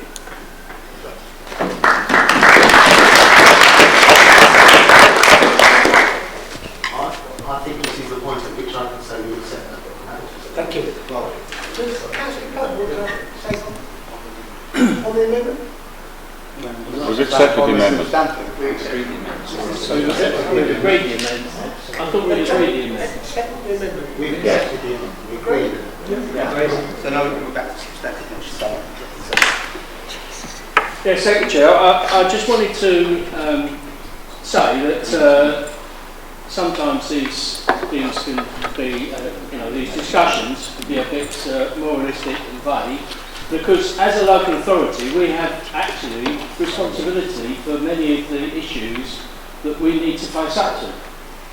And one of those is waste. For years we've been looking at the percentage of recycling as a key indicator of how well we're doing, because now we all understand that recycling things is not necessarily the answer. I heard on the radio yesterday that over 50% of fashion wear is thrown away within a year. And it goes back to the point that Councillor Perry was making. These products are being made elsewhere in the world at the expense of the people of that part of the world. So we've got to move from regarding recycling as our target much further backwards now. We've in fact got to start off with reducing what we make, what we consume, because let's face it, we've all grown up. The first half of the last century there was so much deprivation that everybody was glad to get to the point in the second half where we could have as much as we could afford of anything we wanted. And we had the throwaway society, considered a positive thing. You know, you bought things and you threw them away. So we've got to start out with reduce the amount we make and reduce the amount we consume. We've then got to reuse things that, you know, normally we would have thrown away. We've got to reuse, you know, the water bottles and things like that. And we are looking at already discussing the question of whether we can install water fountains in different parts of the town so people can fill their reusable bottles up easily. And then we've got to see the next step as upcycling, where things that perhaps we might not need can actually be used by someone else with a bit of improvement. And we're fortunate in this town to have voluntary sector organisations that actually can do that. And then we get to recycling, and again we've got to regard it almost now as a failure if we get to recycling, and certainly beyond that, dumping our waste, because it's totally futile to make things which we then put in a hole in the ground. So yes, we can, if we start looking at these things in a radical way, we can actually start changing the way we behave in Harlow, and obviously nationally and internationally. The last point I want to make is sometimes people say, what's the point in us doing it in this country when other countries are still burning more coal, still having more cars and so on. Well, I went to Shropshire on a break just before Easter, and I went to Ironbridge and the area around there, and I saw where it all started, where the industrial production first started making oil. And of course, we know from history that we actually kicked all this off. We are the initiators of world pollution. So yes, it may be a small contribution that we can make, but in a way, we deserve to make it because we started a whole messy process off in the first place. I look at the amount of single-use plastics that we're using. I look at the throwaway society that we've gained. I look at microplastics entering the food chain, plastic clogging the ocean, waste being burned and buried for thousands of years, and I know that's not good for the planet. I studied archaeological science, so the problem I have with climate science is, and I'm not a denier, I'm yet to be convinced, I think, is the issue. These things, I know you've been trying, these things like the AMO, the Atlantic multi-decadal oscillations, which can't be explained as part of the hockey stick. Sorry, I studied dendrochronology and dendroclimatology at uni. And no climate scientist has yet been able to explain to me the medieval warm period properly, other than, well, it was an anomaly. A 200-year anomaly where Tuscan grapes were able to grow in Yorkshire. Now, I know Yorkshiremen will tell you it's God's own country, but Tuscan grapes don't normally grow there. However, I thoroughly buy into what Councillor Perrin said about these things are worthwhile doing, because if I'm wrong and it is right, then yeah, we're in danger zone. That's what all the scientists tell me, and there's much better scientists out there than I. So I have to follow their lead. Councillor Ingle raised 82 and Councillor Perrin mentioned it. I'll have to mention it as well. So as a 6-year-old, I was bringing home crisp packets and plastic bags and stuff from the playground because my dad taught me that you shouldn't just throw your rubbish everywhere. And that developed a love of recycling. And I totally get where Councillor Burton's coming from now about recycling should be the very end point. We should be doing things well before that. And where I live and represent in Church Langley, there's a thriving set of Facebook pages where there's always stuff being offered. I'm getting rid of this, can anyone make use of it? I'm moving out tomorrow and I've got this left over, can someone take it? And there's kind of almost a trade of passing stuff around rather than taking it down the dump and getting rid of it, which is rightly so. But I think At worst case for me, a lot of these things are small C Conservative. I don't want to bring the politics in, they're small C Conservative. They're good things to do. A lot of the time they make clear financial sense. So in that way, very happy to support. And for those members in the Chamber and perhaps for the members of the public, this is nothing new for this council. I think this council has actually led the way, and perhaps we should have shouted a lot more across the different administrations about the things that we've done already. Just outside, there's a cabinet where in 2007, I think it was, Councillor Durkin and then Councillor Millington, who's no longer here in the chamber, of the, what's the party? Liberal Democrats, signed up to the Nottingham Declaration to reduce this council, to reduce public sector carbon emissions by 25% by 2010, a target that this council hit under their leadership. And then Councillor Hall, from our side, led on the same thing. And I've got some figures for you. Between 2009-10 and 2011-12, that's the last 3 year period of the Conservative administration here, we committed to reducing CO2 by a further 25%, and we reduced natural gas by 25.9% CO2. We reduced CO2 from electricity by 27.8%, and we reduced CO2 total emissions by over 33% in that 3 year period. A total reduction of 954 tonnes of carbon. I have to say it's dropped off a little since then, and in the 3 years between 14-15 and 16-17, the council's total carbon emission reductions has been only 21 tonnes. So there is now a lot of work to do, and there's a lot more catching on to do. And that's why I'm fully supportive backing the motion tonight, backing the amended motion, because I think it is the right thing to do. But I would just say, the quote that Councillor Perry used about not putting the cost of environmental changes on the backs of the poor is really important. In France, the Yellow Vest protests were sparked by the 7-cent environmental tax on diesel. And there's a real famous quote that's going around that came out from those Yellow Vest protests. The elites are talking about the end of the world, while we're talking about making it to the end of the month. Environmental change is important, but mustn't be done on the backs of poor people.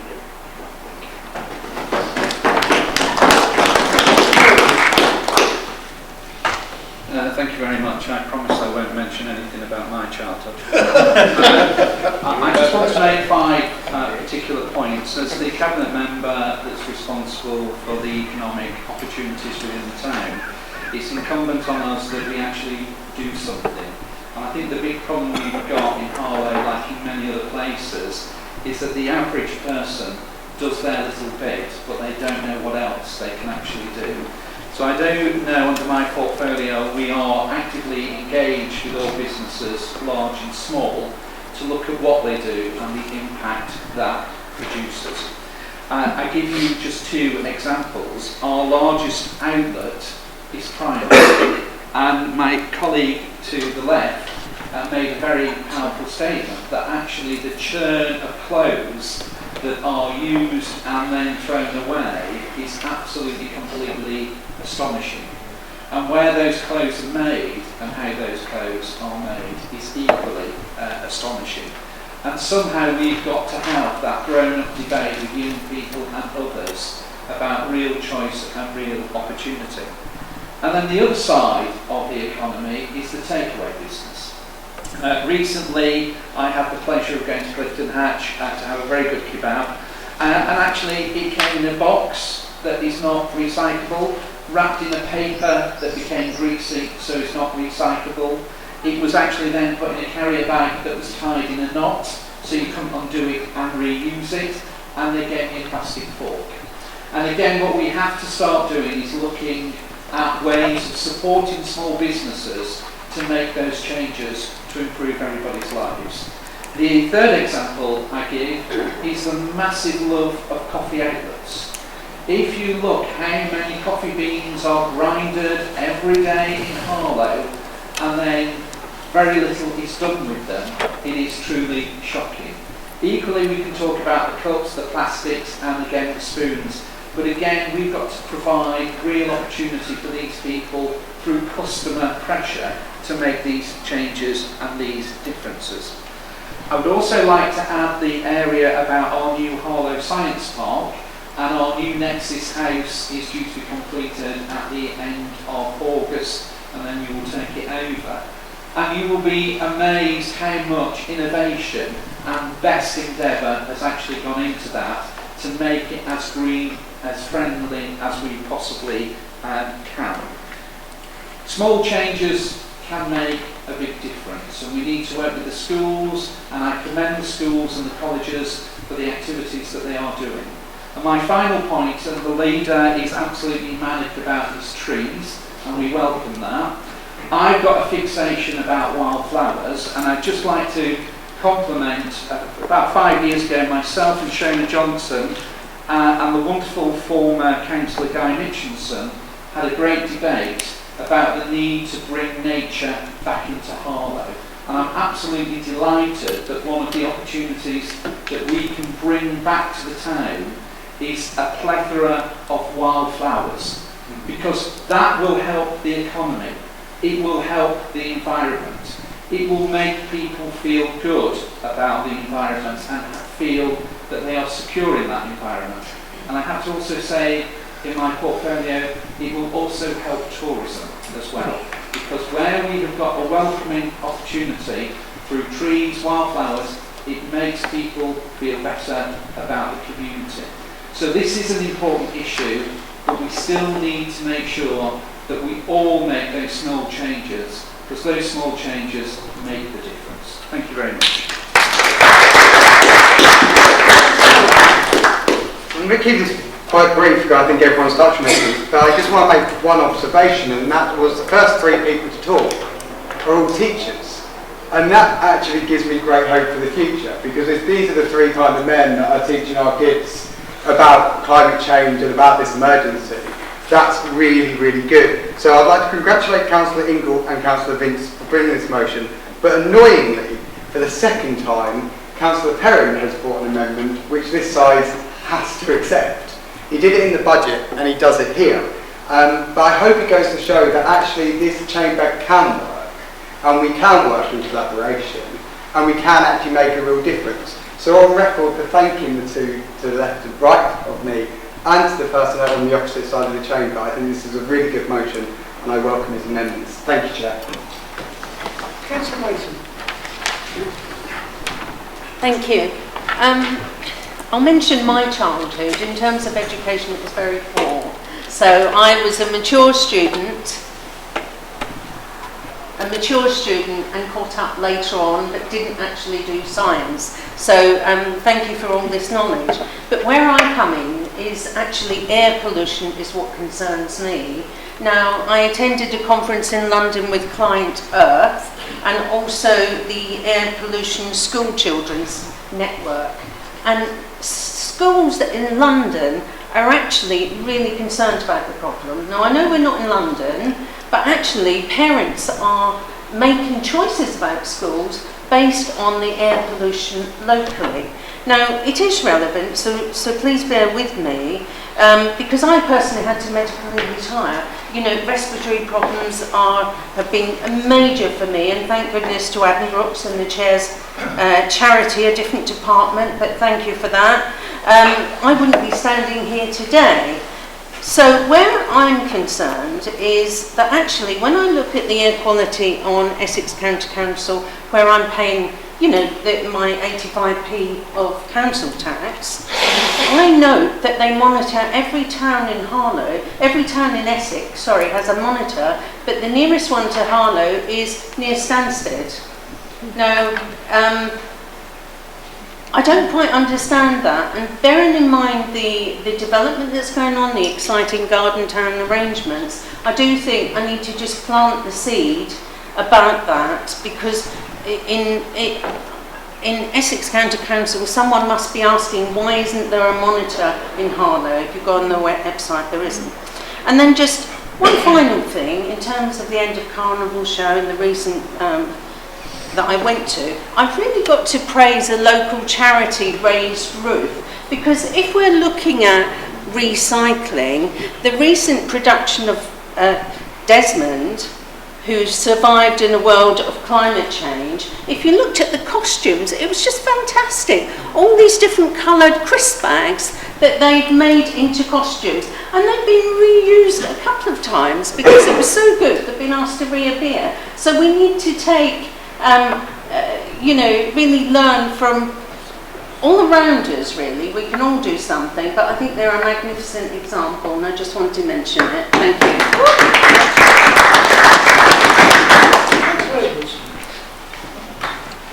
I'm probably older than most of you in that I go back to 1970, 71, when I did A-level physics because I thought I could get it in sociology because it was interesting, and then did an environmental science degree at Salford University.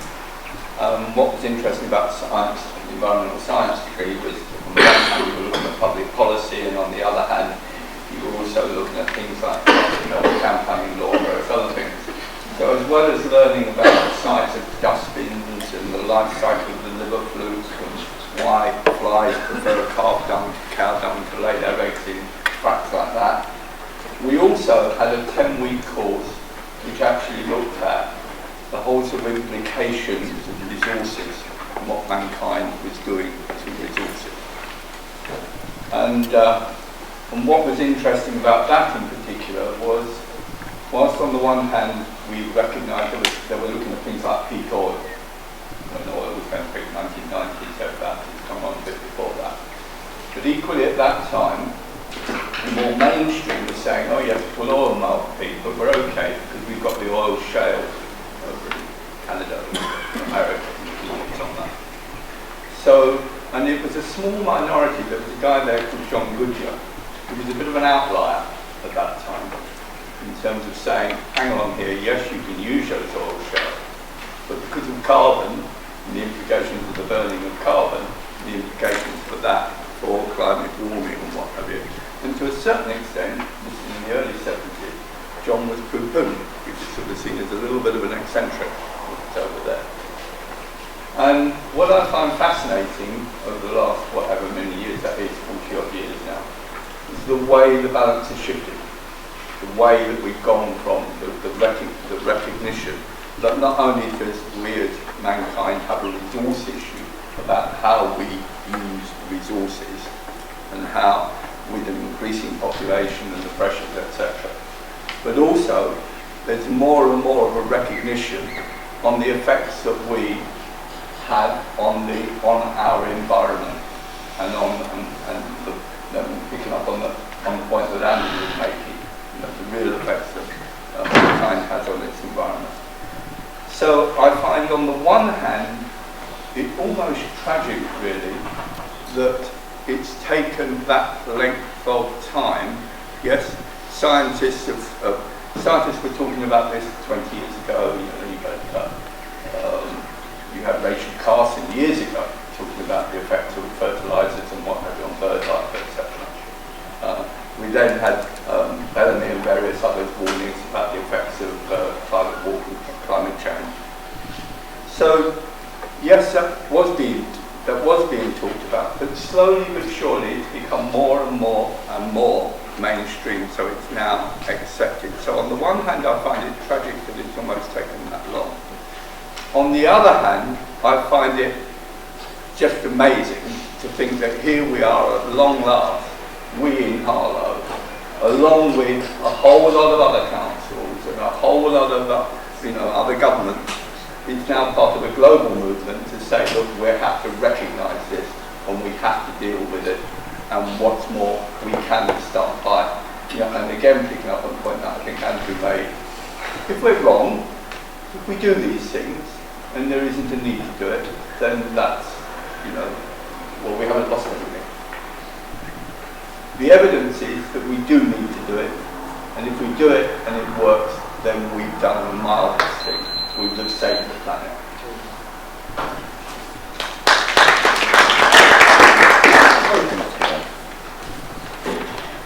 Thank you, Chair. If nothing else has come from this debate, and appreciate the administration accepting the amendment, then it's the rare compliment I've received from Councillor Mullard. So it's immensely worthwhile. So thank you for that. This issue, I'm glad to see it goes beyond colour, race, creed, or political affiliation. It's bigger than all of us.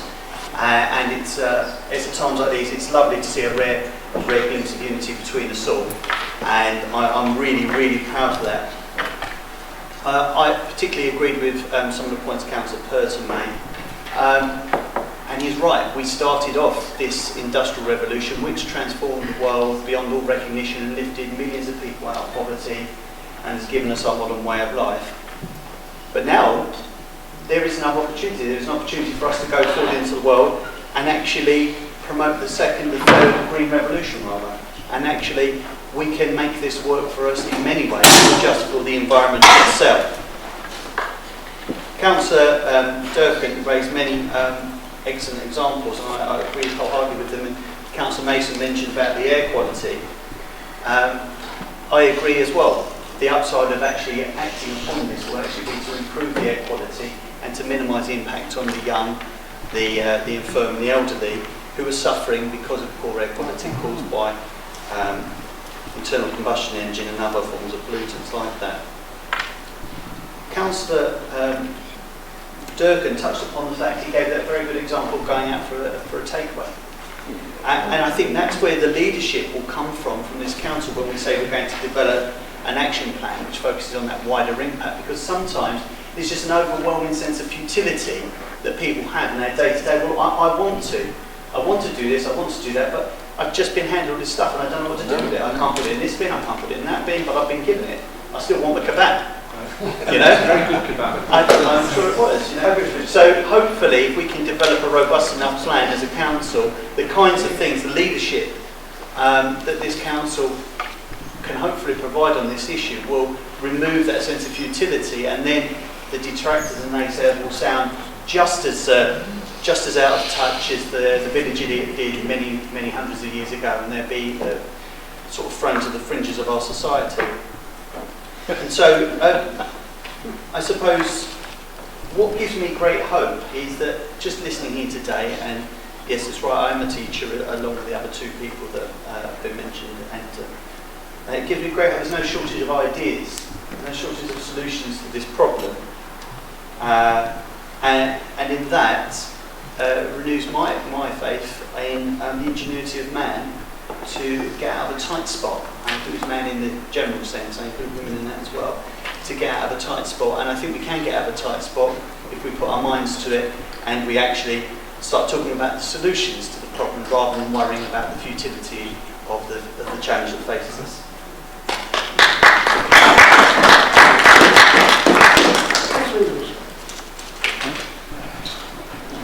So, we now have a very long list of commitments that we will deliver as Harlow's part of addressing this climate emergency.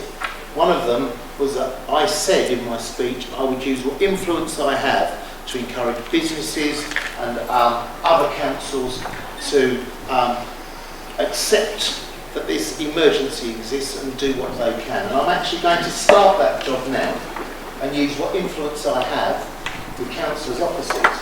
But I know you meet regularly, Councillor Johnson with our MP, and you'll be aware that your government recently, the Conservative government recently, increased the cost of photovoltaic cells by 20% through the imposition of VAT. Perhaps you would, in your next meeting, talk to him about how that tax is probably regressive when it comes to delivering a reduction in climate change, because it's all very well, and I want to pick up on one point that you made. I thoroughly agree with that the burden mustn't fall on the shoulders of the poor. So many of these new technologies are actually now cheaper than the old technology.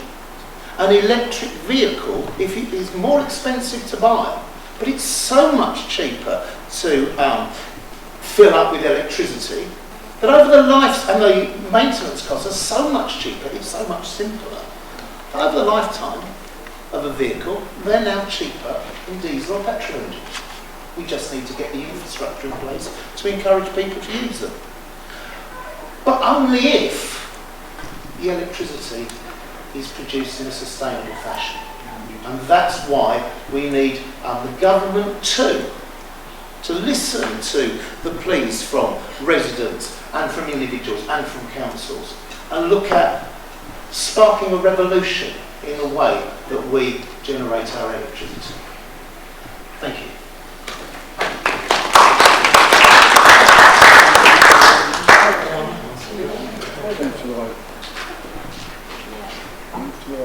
Can we now vote on the...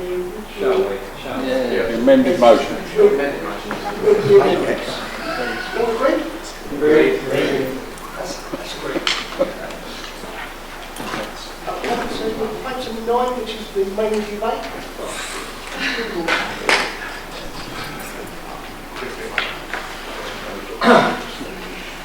Councillors, let me start by taking a moment to remember Sir Charles Harlow, who died last September.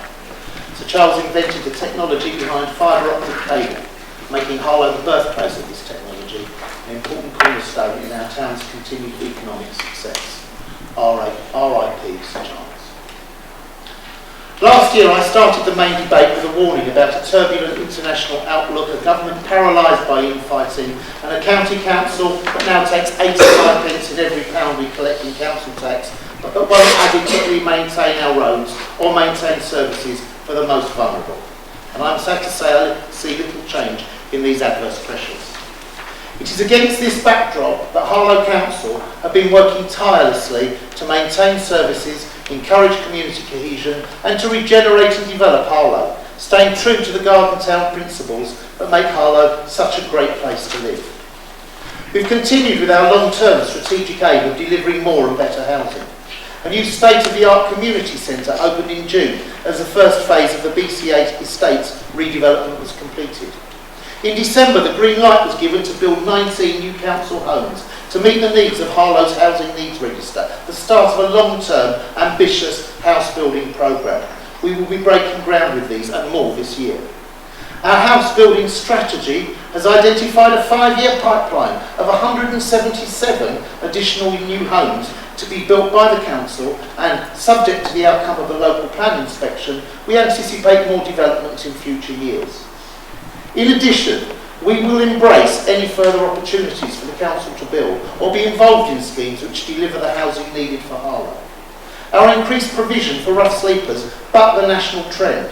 Every rough sleeper in Harlow was given an offer of accommodation for the 4 coldest months of last year.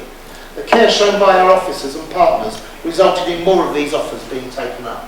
And in March, Bromley Cottages opened, providing a pathway back to inclusion for those who've been homeless. We continue developing long-term plans for the regeneration of the town centre and Hatches. A series of events were held to collate views on the future development of Harlow Town Centre, which will feed into the creation of an updated area action plan. The redevelopment of Prentice Place has progressed well. We expect completion to be achieved in the very near future. The scaffolding is already coming down.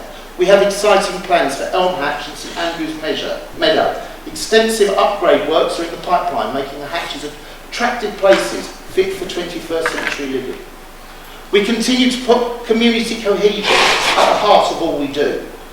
We thank the 130 volunteers who work in council services alongside staff in June. We work with Rainbow Services, the GPCL, Harlow Playhouse and HTS to put on the great get-together.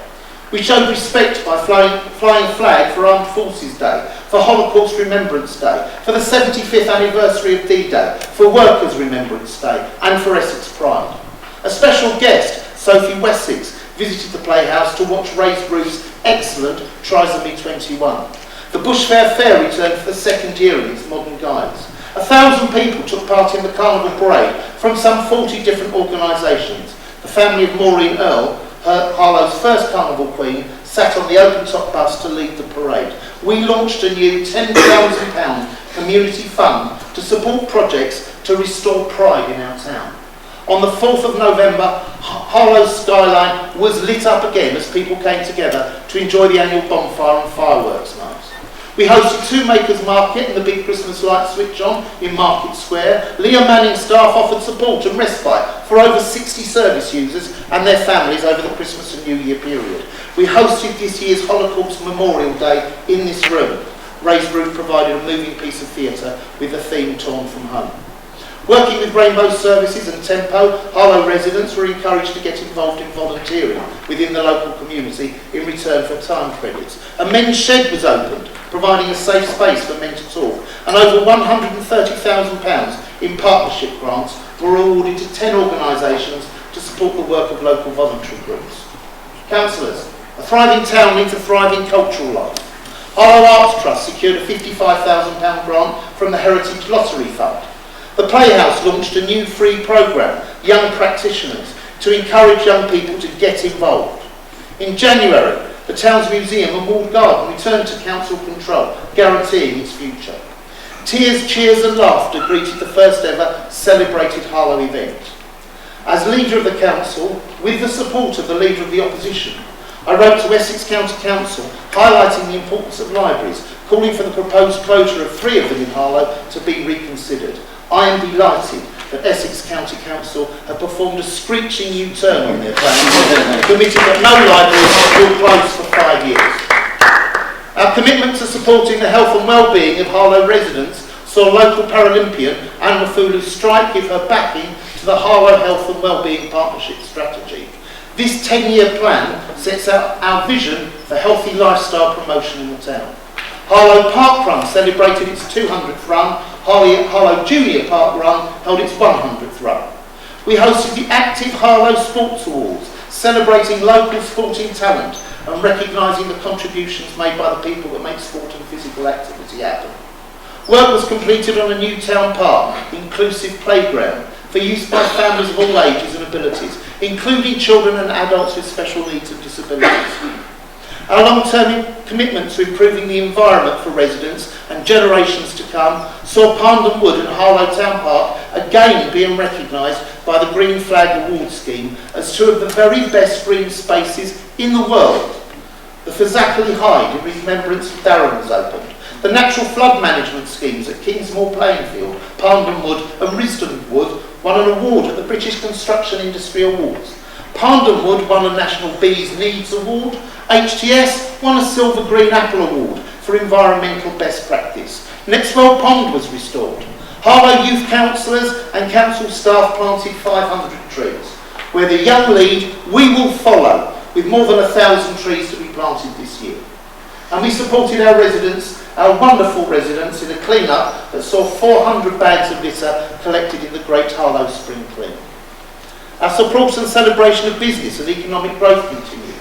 The Harlow Town Centre Awards again honoured local businesses and people who trade and work in our town centre. New ground was broken at the Enterprise Zone on a 27-acre site that will house around 25 buildings. Rents from this will help support our finances in the future. Tangible signs of progress with PHE's move to Harlow were seen when the first diggers moved on to the former GlaxoSmithKline site.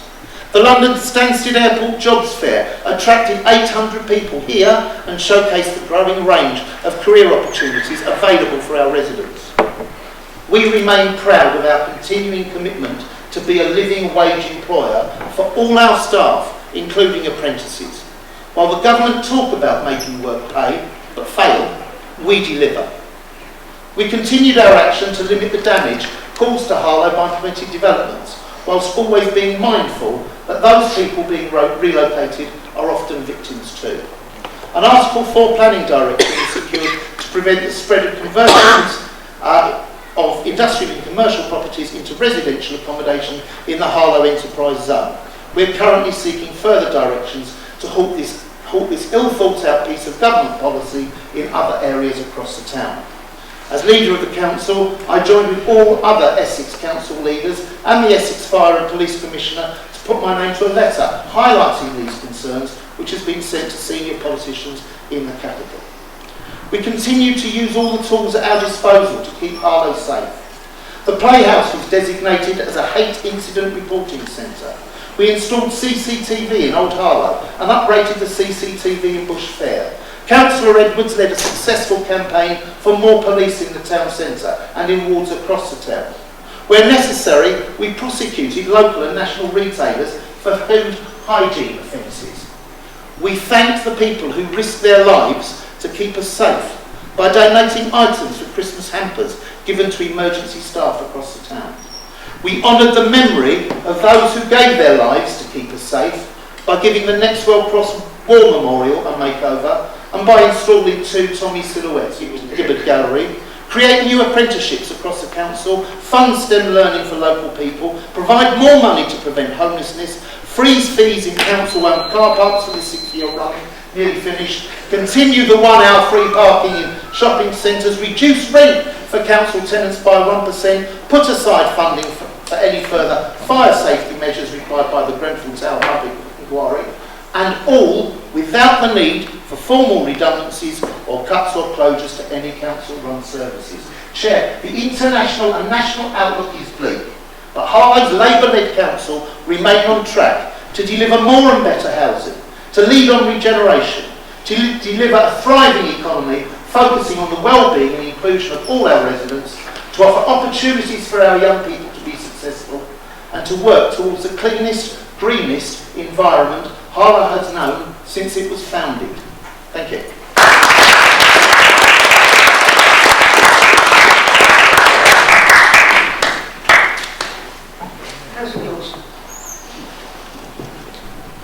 Thank you, Chair, and my thanks to the Leader of the Council for introducing the State of the Town debate and for obviously outlining what he views as his successes this year. I'm incredibly proud that in this town we annually take time to discuss the strength of the town, take stock of where we've come from, where we are now, what's been achieved and what's left to do. I say strength, Chair, because despite political differences in this chamber and across the town, be it left versus right, or at the moment Leave versus Remain, because in many things we're actually aligned on the destination, that of a successful Harlow, perhaps maybe not on the route of getting there. So Chair, let's look at where we've come from. It's 73 years now since the creation of a new conurbation named Harlow was introduced in the House of Commons after the successful passage of the New Towns Act of 1946. 3/4 of a century ago, Chair, the country was a really different place.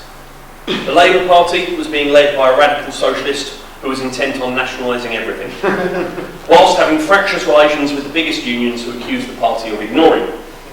Splits were noted in both the Labour and Conservatives over the international cooperation with previous allies and foes and how best we should work with our European partners. The Liberals had been all but wiped out electorally and declared they would be back sometime. Across the pond, an outspoken firebrand was elected President of the United States and promptly pulled out of a nuclear treaty. The President was in hot water for appointing his close friends to top government jobs and was accused of being crude. In a little light relief, the world of sport, Derby County had just enjoyed their best season for 20 years under the leadership of a previously untested young manager. I'm sure you will agree, Mr. Chairman, we live in very different times. Of course, the conversations locally were about how the residents of Harlow Village, now Old Harlow, were going to see the green fields around them built all over and the introduction of major new road networks to the area. And so, whilst times do change, issues, as I think I've just light-heartedly proven, often don't. Last year, Chair, my view at the State of the Town debate was that the single biggest issue facing the future of Harlow was the local plan and the process around it, and I stand by that. Because of the decisions that this council has taken, wrongly in our view, to proceed directly to a Regulation 19 stage, this caused concern amongst residents and allowed some, who perhaps like members of the administration didn't really understand the process, to shout that they hadn't been properly involved. Involvement that this side of the chamber had been calling for to constantly happen. I fear when the inspector reports we will have many unhappy parts of the Harlow community when they learn that their green spaces are now set for housing. The town ended up in this situation, the fact that the town ended up in this situation shows a startling lack of leadership or perhaps understanding from the administration. But Chair, that's not to say housing isn't needed in this area. It surely is. The conversation, however, now needs to continue on the types of housing that we need in this town. And for the avoidance of doubt, we do need good quality, affordable social housing. But we also need high quality executive home ownership. Gibbard designed Harlow as a town that would house business owners, executive managers and workers all together in one community. We must not lose that. On housing, I noted last year with genuine interest the administration's public commitment to build new council housing. But a year on, the new HTS housing company is still not in existence and isn't likely to be till at least 2020. It's a real shame for the people of Harlow, and again leaves me questioning the leadership's priorities, particularly as in this instance they had opposition support and yet have still not delivered. I still have concerns about HTS Chair, particularly since the start, governance concerns. There are now only 2 meetings a year about the management of HTS for the Council as a majority shareholder, and I still don't believe the Council has given sufficient strategic direction to the company.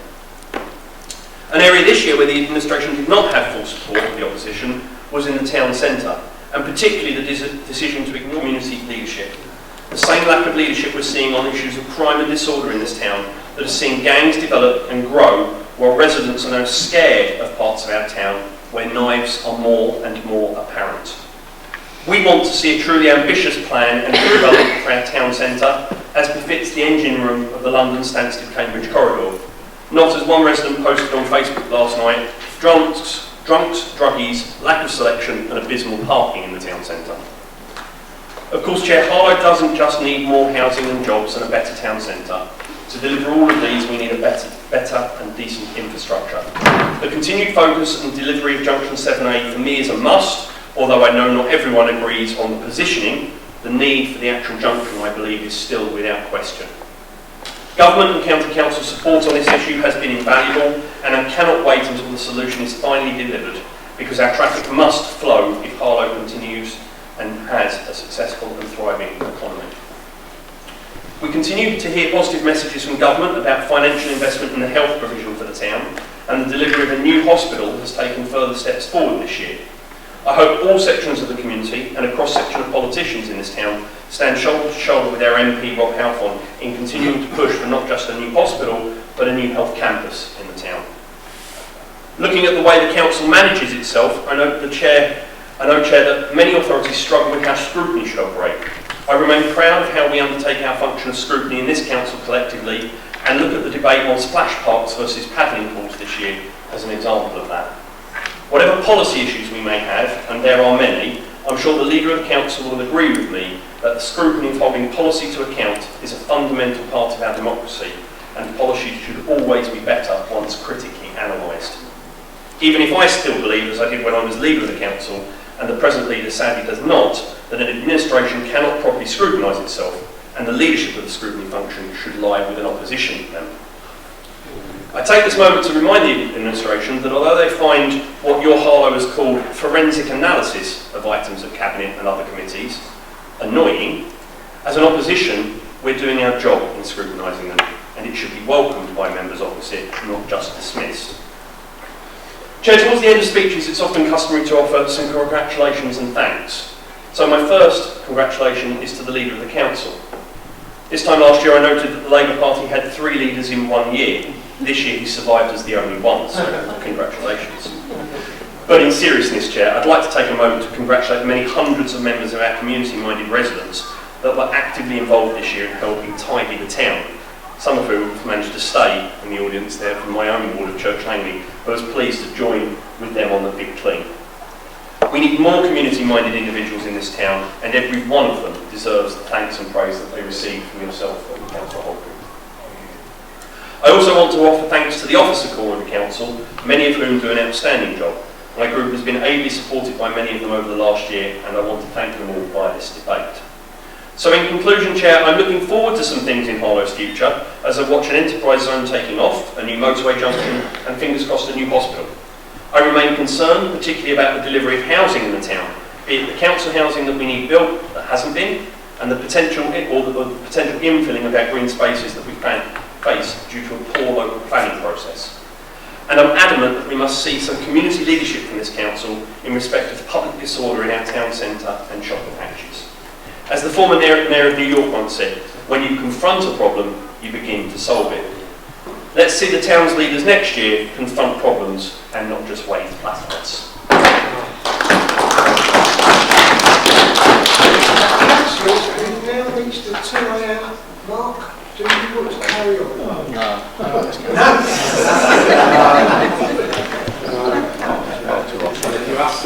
Can I have hands up to say we want to close the meeting now, please?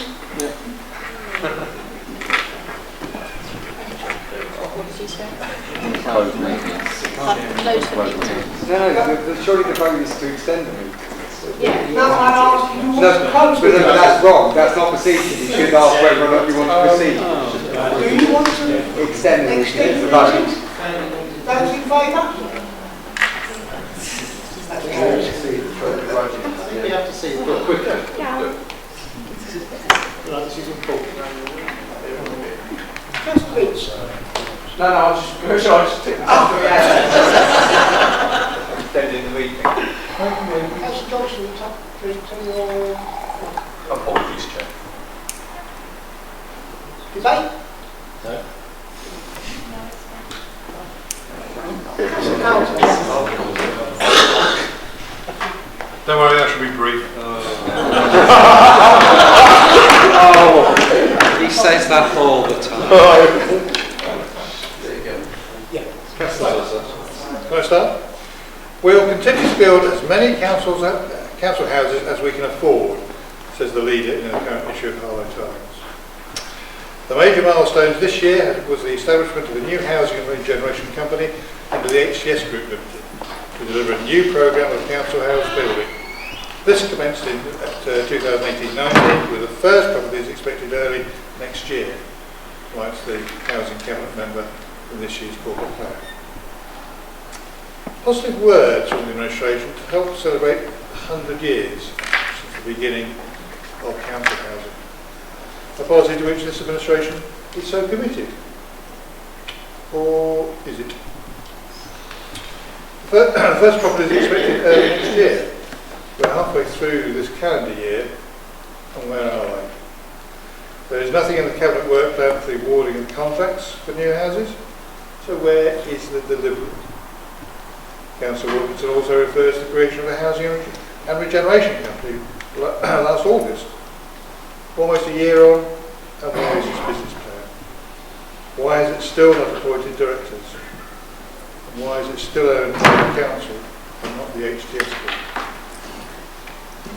It's complicated. The Minister for Housing and Homelessness was told last week when she inquired about the council's house building plans. I'm afraid this is typical of the council's can't do attitude instead of can do. There is land available for housing, and there are buildings in need of regeneration. And since last October, the cap on borrowing for house building has been lifted. The council holds millions of right-to-buy proceeds to fund 30% of the cost of new housing. But in the last financial year, it paid all of its proceeds from council house sales of around £3.5 million to the government. Is this because the council had no plans to use it in the coming 3 years? How many councils can afford to lose that sort of money through carelessness or ineptitude? We have no resources. You have a whole company to build them. There's a multitude of options to improve the affordability of the housing scheme, including land ownerships and houses for sale. Why not buy back former council houses that come up for sale? You can work with housing associations to share resources. We're already working with one of the biggest social landlords in the country, the Garden Town. Why not ask them for help? One has to ask just how serious this council is to build more council homes, because so far there is no evidence.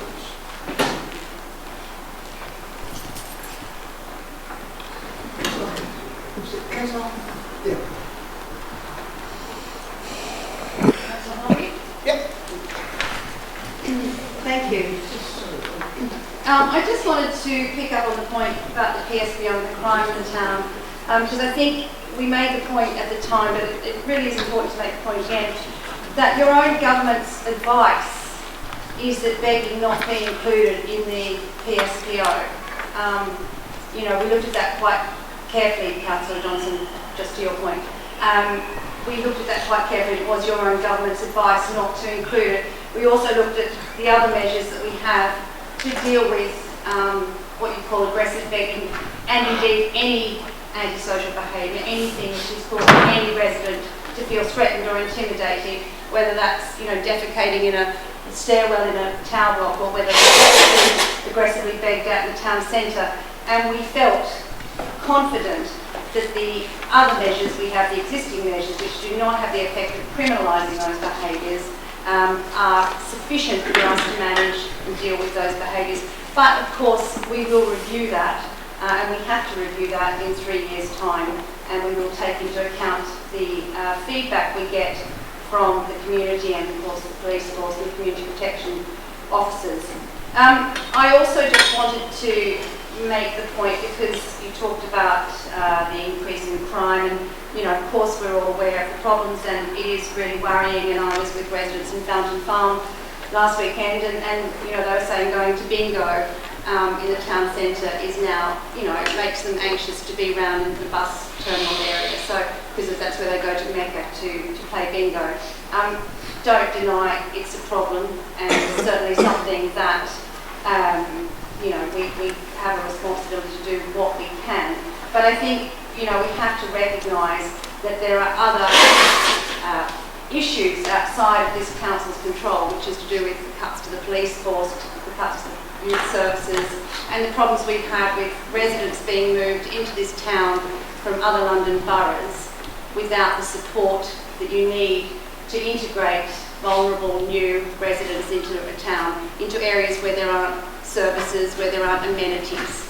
And I think, we have to take into consideration all those factors and the effect that they are having on the increasing crime, the potential rise in gangs and knife crime. So I just want to make those clarifications. Councillor Wilkinson. Thank you, Chair. Focusing on housing and addressing the issues going forward and addressing the issues that have been around here for the last 12 months, I just want to focus on housing. There's been a number of challenges. However, housing services continues to report strong performance overall. Against the backdrop of having less resources, HCS Group Limited, that we set up, continues to develop its activities, which include additional units of Summers Farm, which are going to be built, have been commissioned, and will be for social housing. They are going to happen, as well as additional units for temporary accommodation schemes. The council are developing the plans to build housing, and council housing in particular. And I welcome some of the comments sometimes made by the opposition, but it always astounds me when the opposition wants to talk about building council housing, and they also want to make remarks about HTS. Can I remind everybody in this chamber their views on HTS? They didn't want it, they didn't want to set it up, and to quote some of them, my famous members, we hadn't thought the idea out properly. They wanted to continue in giving money to the private sector in a company called Kia and use Harlow revenues money to give over to private shareholders rather than put money back into this town. So we had the forefront to recognise what we should be doing in this town and to recognise what we should be doing for the residents of this town. Housing does remain a top priority, not only for me but this administration. The council continues to perform to meet the challenges and opportunities facing housing in Harlow and against reduced budgets. The council will have fewer resources to meet its priorities, but will continue to plan ahead. Having less resources to meet its priorities, it is important that I address that is an important local making more housing available in Harlow with a wider choice of housing types, which are generally affordable for social housing. Tackling the growing need for supportive housing, helping to improve choices for those in housing need and improving residents' health and well-being by improving housing conditions. With what we've achieved in the last 12 months, I stood here this time last year and reported that we've done over 48,000 repairs to council tenants in this town. Again, I can report a consistent performance. We've again achieved the same amount of house improvement repairs to our residents in this town. We continue to make the best use of our stock, tackling local priorities and prioritising energy efficiency schemes that can make a difference in tackling fuel poverty. Strong performance as a landlord, such as rent collection, service charge collections, turnaround of empty properties, voids. We completed this year the major estate regeneration programme at the Briars, Cotshill Close and Aylesfield, which provided new and much needed social housing. We achieved accreditation to the Careline scheme that offers security to the most vulnerable residents in this town. We invested in our tenancy support services. We celebrated another year of partnership with Essex County Council and Manicourt Home Care and provided extra care housing at Summers Farm to the most elderly and vulnerable people in our town. We increased fire safety and associated regulations from the tragic fire at Greenfield Tower. We are still awaiting the outcome of the public inquiry, and indeed this year we allocated extra funding from our budget towards fire safety and residents in our town. The council has seen, as our leader has already mentioned, a reduction in rough sleeping in the town that has recently been applauded for its wide-ranging measures in supporting rough sleeping in Harlow. The ongoing work with our partners, Streets to Homes, and other additional funding received from the government has enhanced the initiatives available to this group, reducing the numbers of people currently sleeping rough. And I welcome that. I do make the point that it was with government funding, but I do have a concern that at the moment we've only achieved year 1 and year 2 funding. We must stress that the government should be supporting this initiative forevermore. Rough sleepers were supported, as the leader's already said, for 4 months during the severe weather provision, which included help from local churches and emergency shelters. We continue to implement and identify over 60% of homeless inquiries were prevented by early intervention by council officers, and I take the opportunity to thank the council officers for all their hard work on this initiative. Going forward, Chair, over the next year, our goals are quite clear. We will continue our programme of building council housing. We will continue our programme of tackling homelessness and housing need. We will build on any recommendations from the Greenfield inquiry. We will work towards a paperless communication system with tenants and leaseholders, which is vital to our environment. We will work towards improving choices for those in housing need. We will increase the range and type of supported housing. We will tackle homelessness by implementing a homelessness strategy, which is going to Cabinet in October. What I've set out is more challenging targets for housing. I look forward to implementing the town and for the benefit of all involved. Thank you.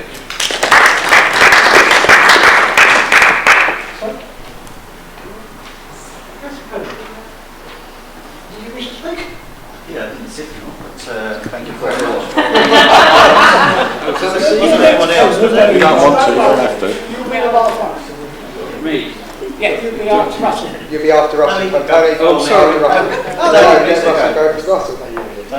Okay. Well, thank you for allowing me the opportunity. It was a real shame that 10 minutes ago we just had some brilliant motivational speeches from both the leaders of either side of this chamber, only then to have it completely and utterly destroyed by the Tory Simon Cott, who can only take the model of Mr Misery for Harlow this particular year. But in my portfolio, let's be absolutely clear, business is developing. Slow, steady, but successful. Business is changing, and it is trying to meet the needs of today's society to enable it to support tomorrow's society. We've had huge success with business leaders working alongside Harlow College to make sure these are real jobs for real local people. And no more so than the hugely successful new college that we opened at the beginning of the year at Stansted Airport, where we are working hand in glove with that industry to make sure that we can bring real jobs and real opportunities for everybody. The downside of this is the government's failure in what they have allowed to happen at Turner's House and Temple Field. Those actions are a disgrace. How we treat people in the private sector is a disgrace. But more so, it's actually having a direct and negative impact on local businesses and local communities. It pains me to say, but the bus station is now seen as a no-go area at certain times. I was speaking to a very experienced councillor and a local councillor who was telling me that he had a family member that went to one of the nail bars quite close and was appalled at what she saw, that she would not go back again. We need to tackle that, and we need to get this government to understand that that decision was not only morally wrong, but it was repugnant of them to do that. We need to get that sorted out. Essex County Council have failed this town yet again. They promised that we would have a road through Templefield, taking it on to the London Road. Essex County Council has cancelled that commitment, even though planning had been agreed, because they ran out of money. And why they ran out of money was because what they had failed to deliver on the road network around Edinburgh Way and the impact and effect that's had on everybody who commutes that particular area all the particular time. Equally, Essex County Council under Kevin Bentley has failed Harlow because they made a clear commitment that we would work in partnership to find an alternative place for the recycling centre. And I know many of us may have had the pleasure of sitting in queues for a long period of time to get into that service. And even though it is well run and well managed, it is certainly not in the right place. And how can you build an enterprise zone where you want to attract businesses when we've basically got the town dump in the middle of it? That was Essex County Council's responsibility, and they have failed Harlow on that particular issue. But Councillor Johnson is absolutely right. We will stand shoulder to shoulder in relation to 7A. We need 7A. We've needed it for a long period of time. Now, I know the government is all over the place at the moment, so it's very difficult to understand what is happening, let alone when a decision will be made. And the final point is, I agree with Councillor Johnson about the essential need for a new health campus. But when is that ever going to happen? Even if the government gave the green light, we would still have to find the money to do it. We still don't know how that money is going to be found, and it's still being built. But the hard-working, dedicated staff of Princess Alexandra, every day and every night, do an incredible job maintaining good quality care in a crumbling building. And this government and our MP, as well as he's doing, needs to come and make that decisive decision to make the difference in relation to our future health care provision. So for me, but I'm on this side, I welcome the two speeches, I concur and thank everybody who has contributed. Clearly disappointed with Councillor Carter, but that's what it's like every year. But I actually think the future is bright, the future is positive. We're Harlow. Thank you.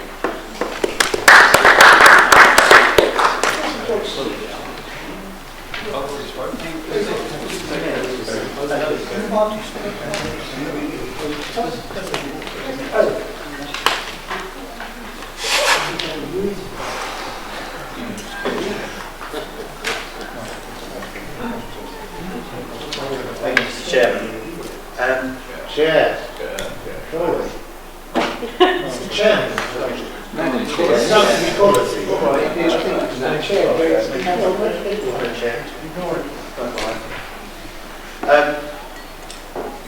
I agree with the positive sentiments. You know, we need to be positive. There is a positive way out.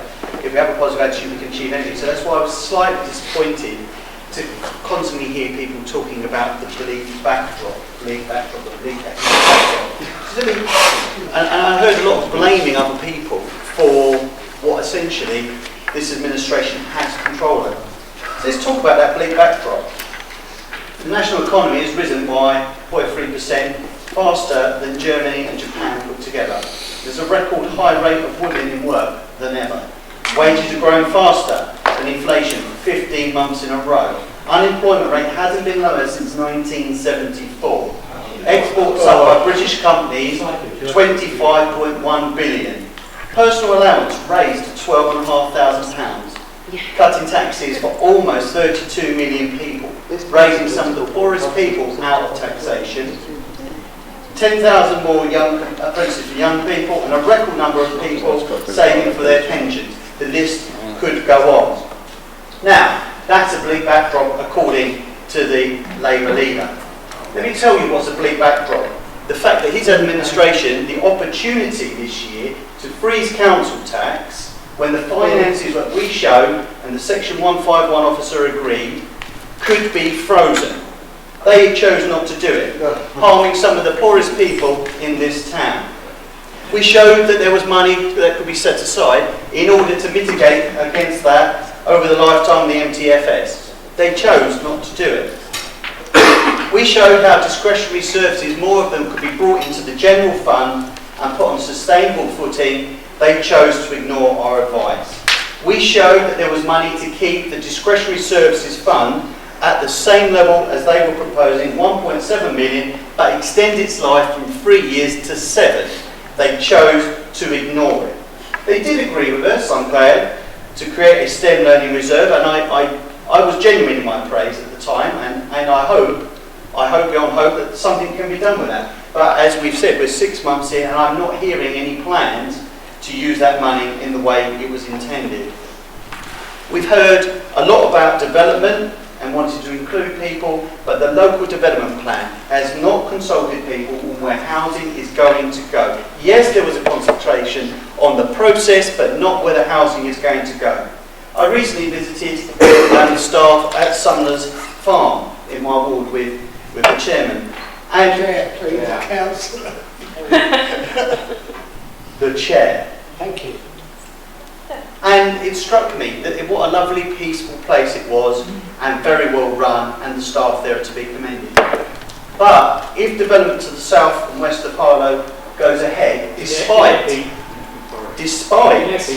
a cross-party agreement being torn up here, where we agreed as a council we would oppose development to the south and west of Harlow, if that was to go ahead, that quiet, peaceful area would be destroyed, and the people staying there would have heavy traffic thundering by. Now, they may say it's epic, but what noises are coming from this chamber, what voices are coming from this chamber to actively oppose it? We wrote an opposing. Thank You you. supported it. We wrote an opposing. Councillor Pelton, You'll have your chance. I said at the Premier, I do not want people interacting when somebody is speaking. Well, it needs to be right, doesn't it? I apologise, Chair. Thank you. Chair, we often find that when pressed on the facts, they don't like it, the administration. Because it is They epic. whine and they moan. They're quite happy, as we've heard, to blame other people for the situation they find themselves in, but they are not prepared to look past the beam in their own eye and sort out the problems that are within their own control. But we come to the end of the debate. I'm sorry, Tony, when we come to there was a time limit of 40 minutes, and we've now got 15.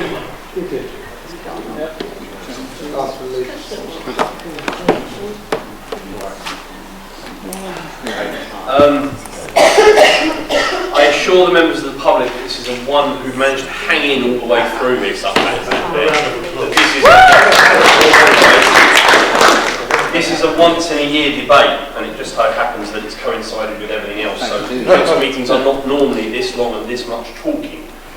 With that in mind, Chair, I'll try to keep my remarks brief. Harlow's a great town. It was a great town when I was leader of the council. It's a great town now Mark Ingham's leader of the council. I think council members still wants to talk whilst I'm talking. Have we finished, Councillor? Have we finished? So who's chairing Yeah, this the chair. meeting? We might just allow me to barricade to get someone on the If opposite Councillor side. Johnson was speaking, I had said in the Premier, with your leader, that I do not want the speaker being interrupted. Thank you. Is that correct? Absolutely, but nobody interrupted him. He interrupted your chairing of this meeting, Chair. He spoke. He interrupted him. I heard it. Right then. Get on with it. Get on with it. I think it's epic. And this is why members of the public are thankful to set up the politicians, and I don't blame them, to be honest, Chair.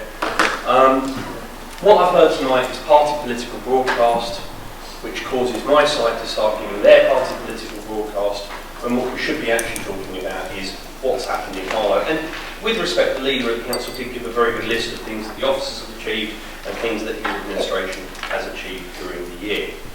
I want to highlight two things, Chair, I think are the two most important things that have come out of this debate. The first is, I remain convinced as I was last year, that issues around planning in this town, issues around the local plan, issues on where housing is going to go, on green fields, on where roads are going to be built, is still really important, and members of the public haven't yet been properly consulted on that, and aren't now going to get the chance to be consulted because of choices this council made. And I think it will cause problems when the inspector reports back and says, yes, housing is going to go here as you planned, and housing is going to go there, and that little green field that you've always walked your dogs in is now going to have houses all over it. And I think members of the public are going to be rightly upset. And the other item, Chair, I want to draw out for those still paying attention is the issue that Councillor Carter did raise, that whilst the administration said last year building council houses was its priority. And let me just take issue with the fact about this message you keep trying to put out over on your side of the chamber that Tories don't build houses, council houses, and don't like council housing. Since 2011, more council houses have been built under Conservative-led administrations, Conservative-led governments, than were built since 1997 to 2010 under Labour-led governments. So let's put to bed once and for all about Tories don't like council houses. Tories actually love council houses. But Chair, we've heard tonight that this council said last year building council houses was a priority. In the last year they had built 0 council houses. Okay, I can live with that. What I can't live with is them slamming the Conservative government every meeting that we have, every cabinet, every full council, for Tory cuts this, Tory cuts that, but they willingly gave back £3.5 million of money that they could have spent on council housing in Harlow, that they didn't spend on council housing in Harlow, to the government and said, thanks very much, we don't want £3.5 million to spend in Harlow. That is disgusting. And if one thing comes out of this debate, it is just how disgusting a waste of opportunity, and a waste of £3.5 million this administration led.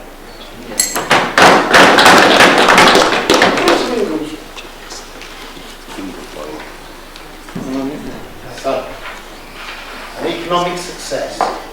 70% of universal credit claimants are now in rental arrears. Some success. There is more in-work poverty than there has ever been. Some success. A record use of food banks. Some success, Council Parent.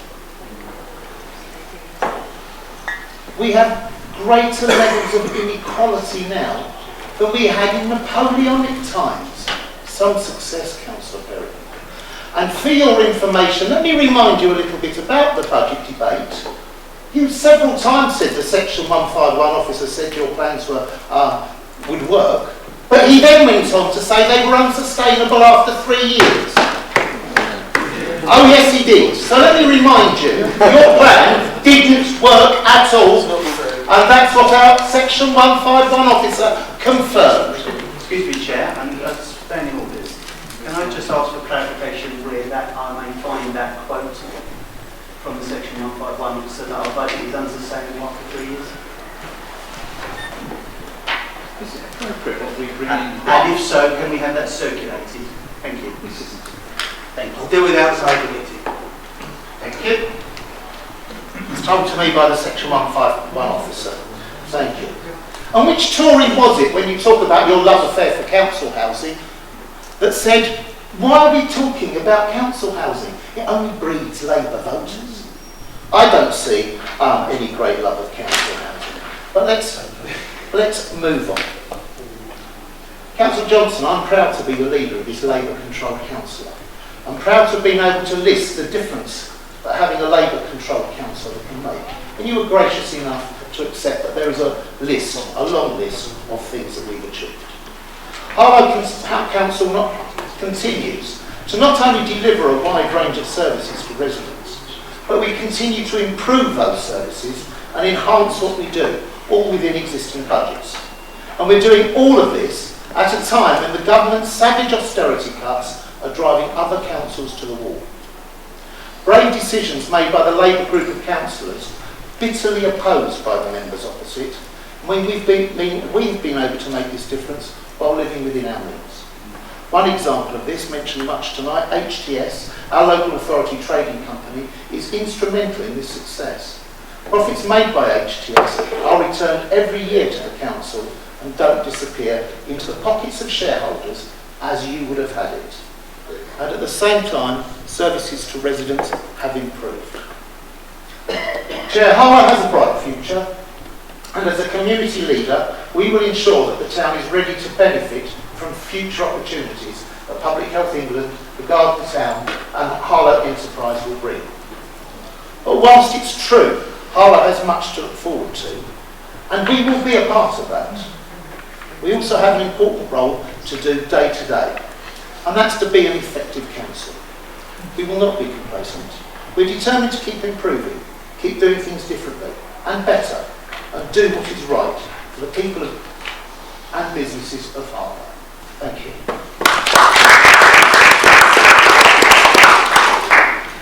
Right, going on to item 10, appointment of additional attendees to Cabinet. Noted. They are for noting. Noted. Item 11, reference from Cabinet or Committee. Item 8, for noting. Noted. Noted. Chair. I'll come to B. Oh, you haven't come to B yet. All right. I've been sitting here all night waiting for this. Item B, referral from licensing committee private hire operators application procedure update. Noted. I've made the speech. I'm not convinced of the explanation given, so I voted against this. There is no vote. There is Noted. no vote. Well, you're going to nod it through.